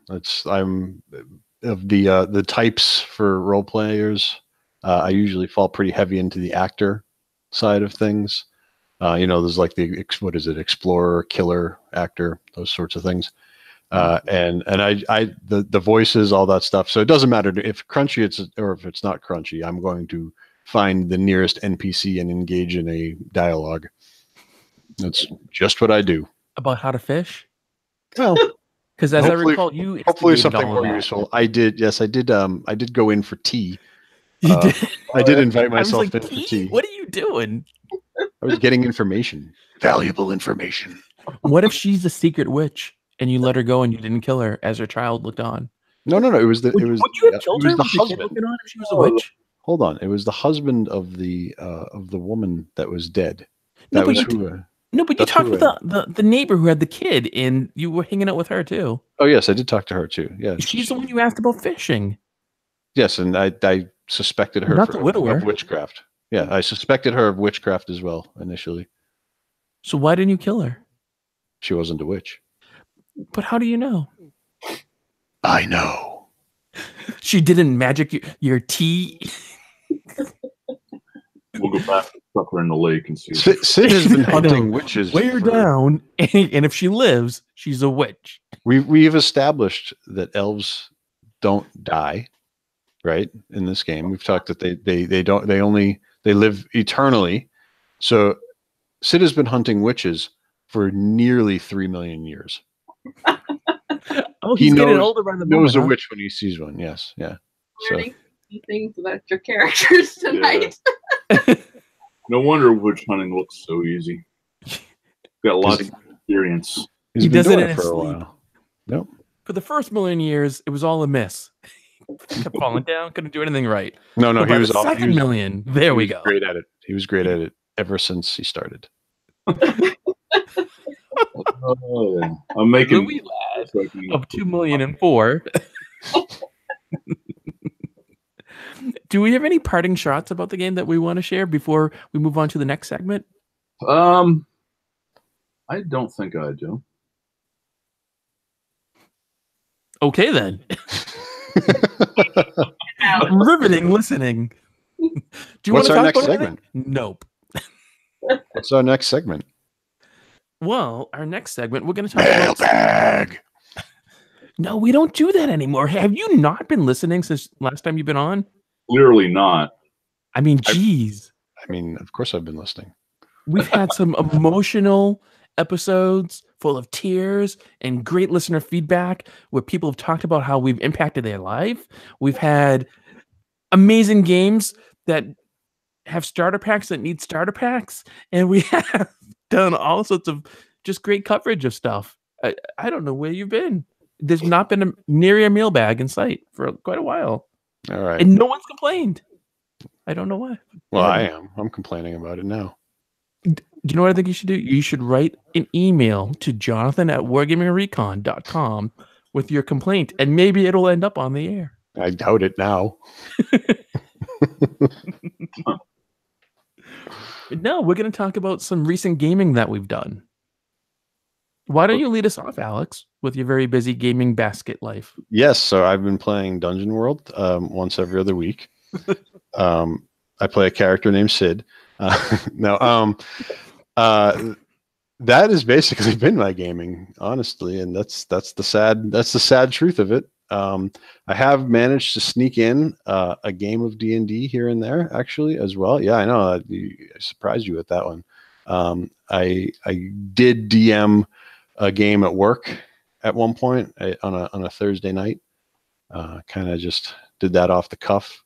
Some guys knew that I played, and they were like, "Please." So I said, "Yep." Did they pay you? No. Bribe you with food You or know drink? my stance on that. Well, that's why I'm bringing it up. You know, actually, it's funny. Is it? They did get the pizza. They did pay you. They paid you in food. It wasn't. No, it was a gift. Oh.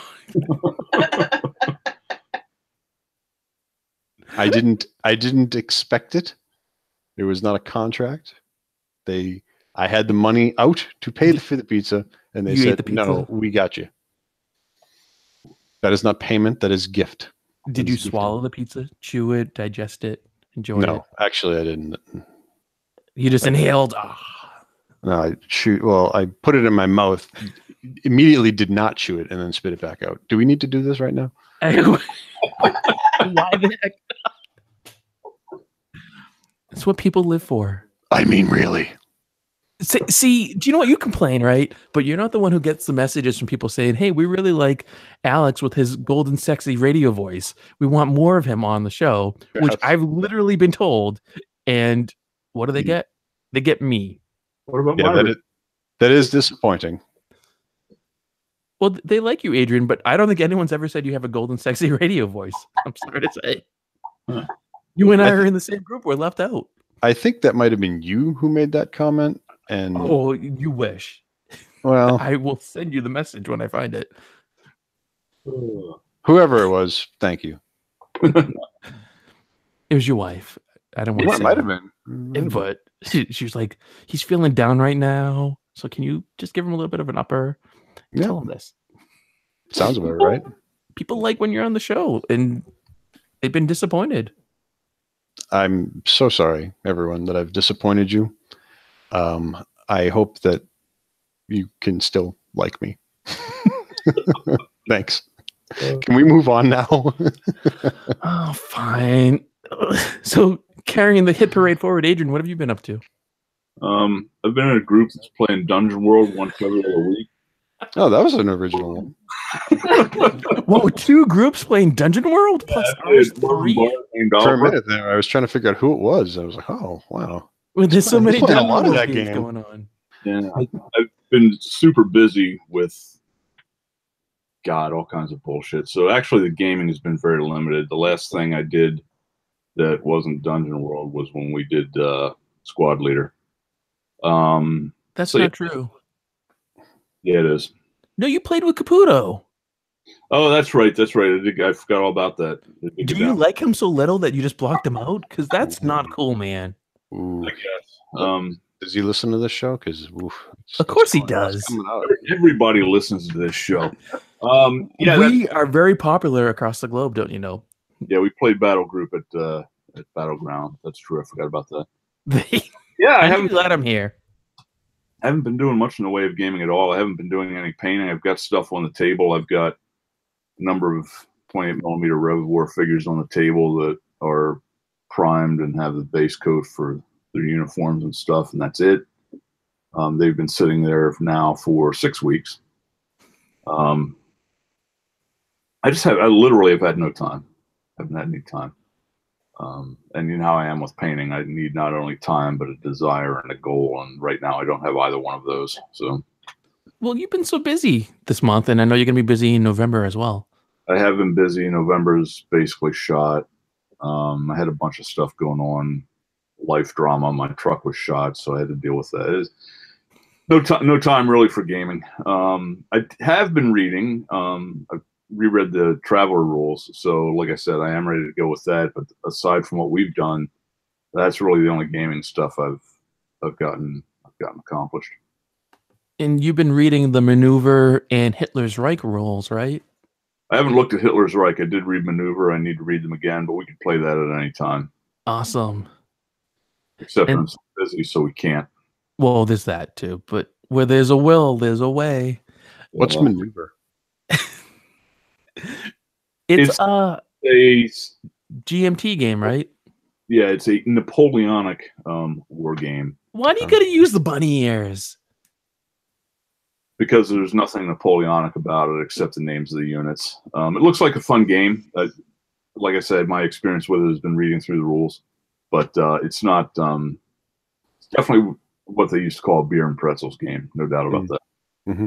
Cool. That's what we were told when I bought it. Yeah, no, I know. It's a fun, quick, and easy game, suitable for a kid to play, which means it's great for me. And yeah, but I'm just saying, from what I got reading the rules, it's like the Napoleonic flavor is pretty limited. I mean, they could just as easily be cowboys and Indians.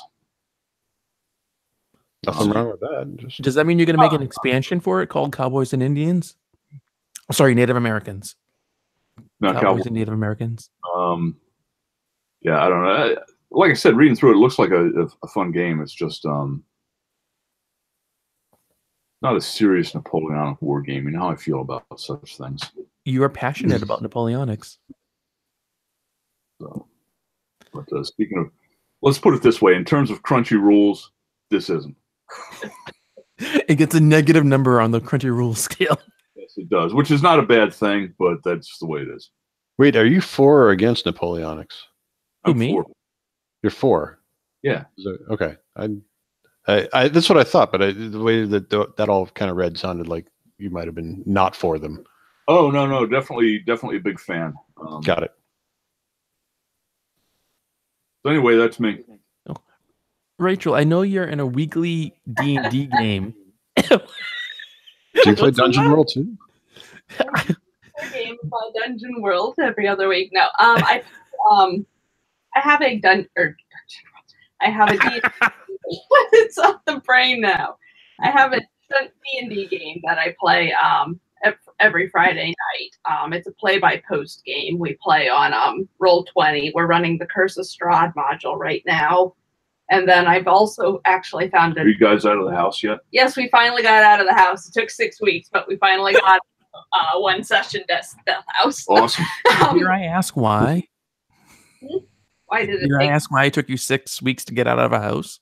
Because it's play by post partly is, so it's like everybody's taking time to type it out, and it's also everybody wants to role play every little encounter, which is fine, it's fun, but it also means when you're role playing every rest it drags out a little bit. Now that we're out of the house, I think we've been a little bit more inclined to skip over things and just, you know, keep the plot rolling.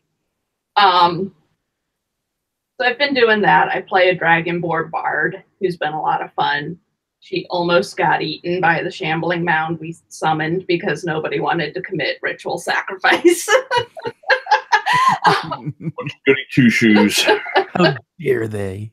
And then she almost died trying to get out of the house when all the traps activated. Like, she went down like 3 times. It was genuinely hilarious. Why won't this door open? Oh wait, it impaled me. Pretty much. So that was fun. And then I've also actually have found a Dungeon World game as a player, which I do on Saturdays. So I've done 2 sessions with that. I have played 2 characters so far. I started with a thief, and he was killed 10 minutes into the second session through that perfect storm of wombo combo, bad decisions, and bad rolls. So now I have a druid. And that's definitely been a fun experience, seeing that on the other side of the table. Cool. So I keep wanting to give Roll20 a try, but I'm shy. So Yeah, that's the reason why. I've played a lot of Roll20 years ago. I actually was a paying member for a while there. Yeah. So I had a lot of cool stuff. I would not be adverse to running a game on that for you guys if you wanted to. Oh, there we go. And it hits one of my checkpoints of I don't have to leave my house to play. Yeah. I really sound like I'm antisocial and I hate everyone. But I would run it differently than, like, I used to run like the maps and all that, and they were all like had the real, like, the lighting and all that, and it was pretty good. I would say it was pretty good. And you would love it, John, because it was very visual and you could really like move your own guy and all that. But I wouldn't do that now. All the things you love, I'm going to tell you about. Yeah, all those things that you really like, I don't get them. wouldn't do. Hey kid, do you like a cookie? That's nice. I'll just eat it instead. Nom, nom, nom, nom, nom. That was a good cookie. Don't you wish you had one? I mean, I'll show you all the cool things I used to do. I'll let you smell the cookies. I just won't do them. That is you. you want a cookie? Here's all the ingredients for a cookie. Now visualize it. I'll tell you, the cookie was really good though when I was doing it. I mean, but you know, I bet it was quite a brownie. it was a good cookie. Oh my word! So what are you doing, John? Believe it or not, I've been doing. It's not going to sound or look like I've been doing a lot, but I've been doing a ton. Recently, there's actually been a pretty neat update. Speaking of role-playing games and all things that are not theater of the mind, I backed the Dwarven Forge Kickstarter, and they took like a month and a half off from when they finished the Kickstarter. It raised a ton of money, millions of dollars, and the next phase, which confused me at first, because although I backed, I don't know, maybe a dozen or so Kickstarters, I've never had any of them do it this way. So when you back this Kickstarter, and I think they've done it with their other ones, you pledge a certain amount of money and they collect the money and Kickstarter takes their part or whatever. But then later on, they release the Pledge Manager, where it's not just managing what you backed, but it's a store. So you get extra stuff. Yeah. And they released new product just for the Pledge Manager. Yeah. And I was like, oh, okay. So there's all this new stuff, and they've just unrolled the Pledge Manager. The first 200 people have gotten it, and they're slowly doing it in stages so it doesn't overwhelm. But we're getting closer to Caverns Deep shipping. And if I remember correctly, I backed it for like a core Cavern set and like an add-on kind of thing. It's like, I don't know, $150 or something that I backed it at. So I'm looking forward to this stuff coming, so it can be used with my other Dwarven Forge stuff that I have. It's about, Adrian, do you remember how much I said my other stuff was? I don't actually. It's a lot. It's streets and houses and things, and it's not as much as most people have who are into Dwarven Forge, but I'm looking forward to like seeing if we can use this in any of the games that we play. Just because I don't know, I think the stuff looks really nice, and I backed it for all painted, so that's moving forward. I've been really excited about that, and they released a new video, which is really cool. Nate, who's the creative director, does amazing stuff, and he does all the video work, and they just do a really good job with it. So I was pretty psyched about that.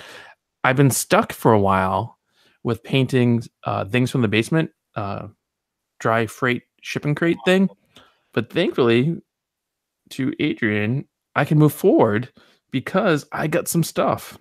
So I was missing out on some blue paint, and Games Workshop and all the wisdom uses really stupid names for the paint. I'm going to stand by that, although I'm going to get flack for it. So thank you for picking these paints up for me when you were at Battleground. Yep, no problem. And I appreciated that. Although I was surprised they didn't have one of the blue paints that I thought was pretty common. And I had ordered online some paint for me to use so I can do like rust marks and things. But I saw a video that Games Workshop put out. They actually have these really amazing videos that highlight this stuff. And this is one that they talked about. It's how do you say this? It's an oxide that you apply over rust. Yeah. So it actually gives it this really cool effect when you put them together. So you get this nice combination of light and dark. And I had ordered from the War Store a bunch of things, including this one called Typhus Corrosion. And it's supposed to give like this kind of distressed look to metal and things. When I got my package, they said that it was going to be in it.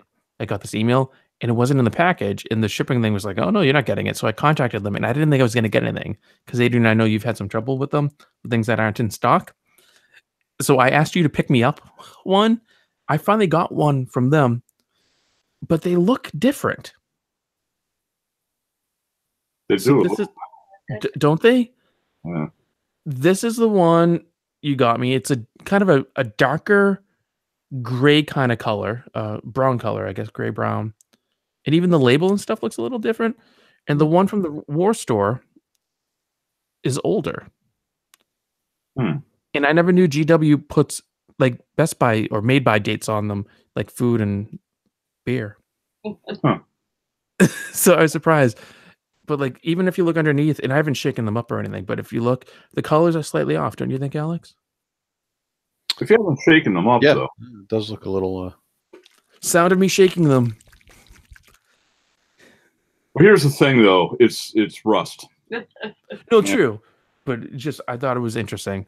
And because I've been doing all this painting, which is unusual for me, I've run out of things. So like, I had to buy black spray paint. I got Army Painter brand for that. And then I ran out of Dull Coat, which, Adrian, thanks to you returned me onto it. And I was trying to find Dull Coat. And oddly enough, like, it's hard to get. Because like Michaels used to carry it, and then Michaels wasn't carrying it or something. So I looked online, and they confused me because I kept on seeing something, and the container looked different. It has like a blue front and everything. It doesn't even say the same name because it turns out they rebranded themselves. The Dull Coat I had was so old, but worked. That they have all this new packaging and new stuff. And there's actually a different type of Dull Coat that's not dull.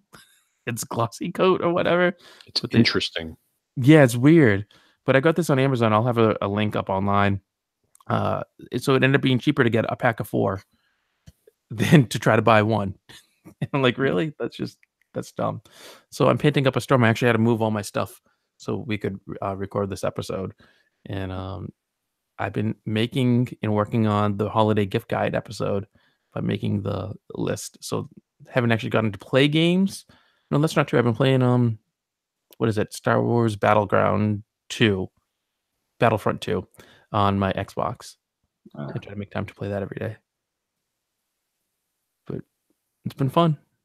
And cool. I look forward to playing more Dungeon World. And for some reason, I always forget the name of it. I don't know why. I'm like, why don't we play in that game we play, the role-playing one? You know, it's the one where we do things and there's a fish people and... What is that? It has a name and it's not D&D, but it's like D&D, but it's not. When's that happening? We should say we've been playing it at Command Zone Games, and they've been fantastic. They close at a specific time. What is it, like 9? 9 or 9, so 9 o'clock, I think, is the Yeah. official closing time. But the owner has said, like, if we're there playing, he'll stay until we're done. Yeah. And I Yeah, thought that was quite nice.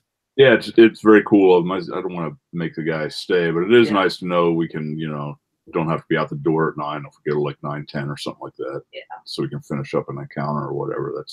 That's good to know. That is good to know. And he's had these really cool metal dice for sale and dice trays and things that have been pretty interesting, and just kind of it's a neat place to game at. Yeah, it is. It is. The dice. I actually meant to bring those in with me, and I forgot. I'll bring them up on the next show because they're pretty cool. They're metal dice, and I don't know. I like them. They haven't helped your rolls. Not one tiny bit. No. I hate to say it, but I think you've rolled worse since you bought them. We just have to exercise them, and then everything will be fine. Yet. Yeah, it'll be fine. Next session will be fine. Next week or the following week, whenever it is. I don't know. We lit up the witches. I've been rolling poorly that the whole campaign, and then when it was time to kill some witches, you saw I was mowing them down. Yeah, well, the thing is, They knew you were a witch hunting Mary. That's right. Yeah. Just what I do. What kicked that encounter off was when I busted out It Goes to 11 on the old mandolin. No. No, I don't want to hear the bullshit. No, I drilled the lead witch in the head with the opening move. And didn't put her down right away. She was the boss. No excuse for a One shot. 30-year-old Nobody witch one hunter. shots the boss. I two shot the boss. Goodness gracious. God, you guys really have problems with recall and what happened with these games. It was me playing the mandolin that hypnotized the big witch to start killing the other witches is what took it down. And this is why I think witch hunting is just, it's not that big of a fucking deal. You just play a few notes and just sing a song. anybody could do this. I got to rethink my whole relationship with Sid now, this whole hero worship thing. I don't know. I think next session you need to sing a song to your dice and see if they perform better for you. Next session we'll need the help because we have to catch the goo guy that ran away. But That's true. Oh, and don't forget there was a few witches who ran away as well. Someone vowed to capture them. That's top priority. The goo is not really a thing. Like, what's it going to do? it's going to destroy the fucking village because that's where it was headed. I remember the other one was pretty hard to deal with too. Well, Yeah. we'll have to talk about it. That's what's the benefit to doing it? It says the guy who wanted to jump into the lake to deal with the monster. Yeah. Let's take a rowboat out. I forgot about Maybe that. you won't do that. Can I convince him to give me his rowboat? Because I if did. we the lock it back, he'll let us borrow it, right? He gave us the rowboat because he was afraid Sid was going to kill him, which he probably would have. But he Give me the rowboat or you're a witch. But he wasn't going to take us out on the lake because he's not an idiot. So yeah, we'll see how that goes. But whatever. We just see this monster thrashing in the water every so often. Hey, let's go there. That'd be a good place to vacation. We'll go on holiday. I didn't say anything about vacationing there. Yeah. Well, A little sightseeing next to the monster. anyway, it sounds like there might be some disagreement as to next steps. So the next session will be interesting. We have to wait for the 13th witch. We do. That's trure. We just have to stay right there. Unless the 13th witch was there all along in disguise. Unless you're the Yes. 13th witch, because we still don't know if your god is an evil god or not, Yeah, I'm pretty sure it's you. And or gods. and or gods. Sid is going to open an investigation on you. That's for sure. There's so much to learn. Not enough time. God, it's a fun game. It is. Do you have any warts? I was going to respond in a humorous way that would be completely inappropriate, so I'm not going to. You have a mole with hair growing out of it in any part of your body. Is Oh, your that's what skin that is. green? Well, like we said, people can get a copy of the rules, and I think they should head on over to wargamingrecon.com/Dungeon World to pick up a hardcover copy of them via Amazon, or wargamingrecon.com/Dungeon World PDF for the digital copy for only $10, and money well spent. I really am continually amazed by how much I'm enjoying the game, and Well, I'm glad you guys are having fun. Oh yeah. I appreciate the opportunity to practice GMing and learn to do it. So You're doing a great job, and we're having a blast. I will second that. If we don't have anything else, I'd like to take a moment to thank our Patreon backers for keeping us on the air. You too can become a backer of Wargaming Recon by heading on over to wargamingrecon.com/Patreon. And for as little as $1 a month, you can support the show and be part of our community and keep things going here, where you can get more great content like this, where we talk about the game whose name I just forgot because, I'm a professional Dungeon World, or any other topic that we've kind of covered. And of course, we've had some great sponsors such as Huzzah, coming to you May 17th through the 19th, 2019 at the Doubletree Inn in South Portland, Maine, and Enfilade, the largest convention devoted to tabletop historical wargaming west of the Mississippi, May 24th through the 26th, 2019 at the Red Lion Inn in Olympia, Washington. How can everyone keep up to date with all of the stuff that you guys are doing? It's pretty easy for me. I'm not doing anything, so as usual, probably the Facebook page for Wargaming Recon is the easiest way. I am on Twitter. I hardly ever tweet, although we have been we were tweeting a bit when we were doing Advanced Squad Leader, so I do occasionally, but not very often. Facebook page is a better way. Yeah, we've been having some good discussions on Twitter at abenson229. Yeah. How about everyone else? you can't, because I'm not really on the internet anywhere, surprisingly. No social media presence. Not that I'm willing to share with randos. So you're like my characters, God and or gods. You're everywhere and nowhere all at once. Exactly. Yeah, unfortunately, I don't have any social media things right now. Not that I use. I have a Twitter I never use, and that's about it. Oh, like your dad. Okay. Alex, how about you? Where can people stay up to date on all things Alex? They can email you directly, and you can relay that information to me. I too am minor on a internet footprint, but if you ever want to drop me a line, feel free. I'm happy to chat.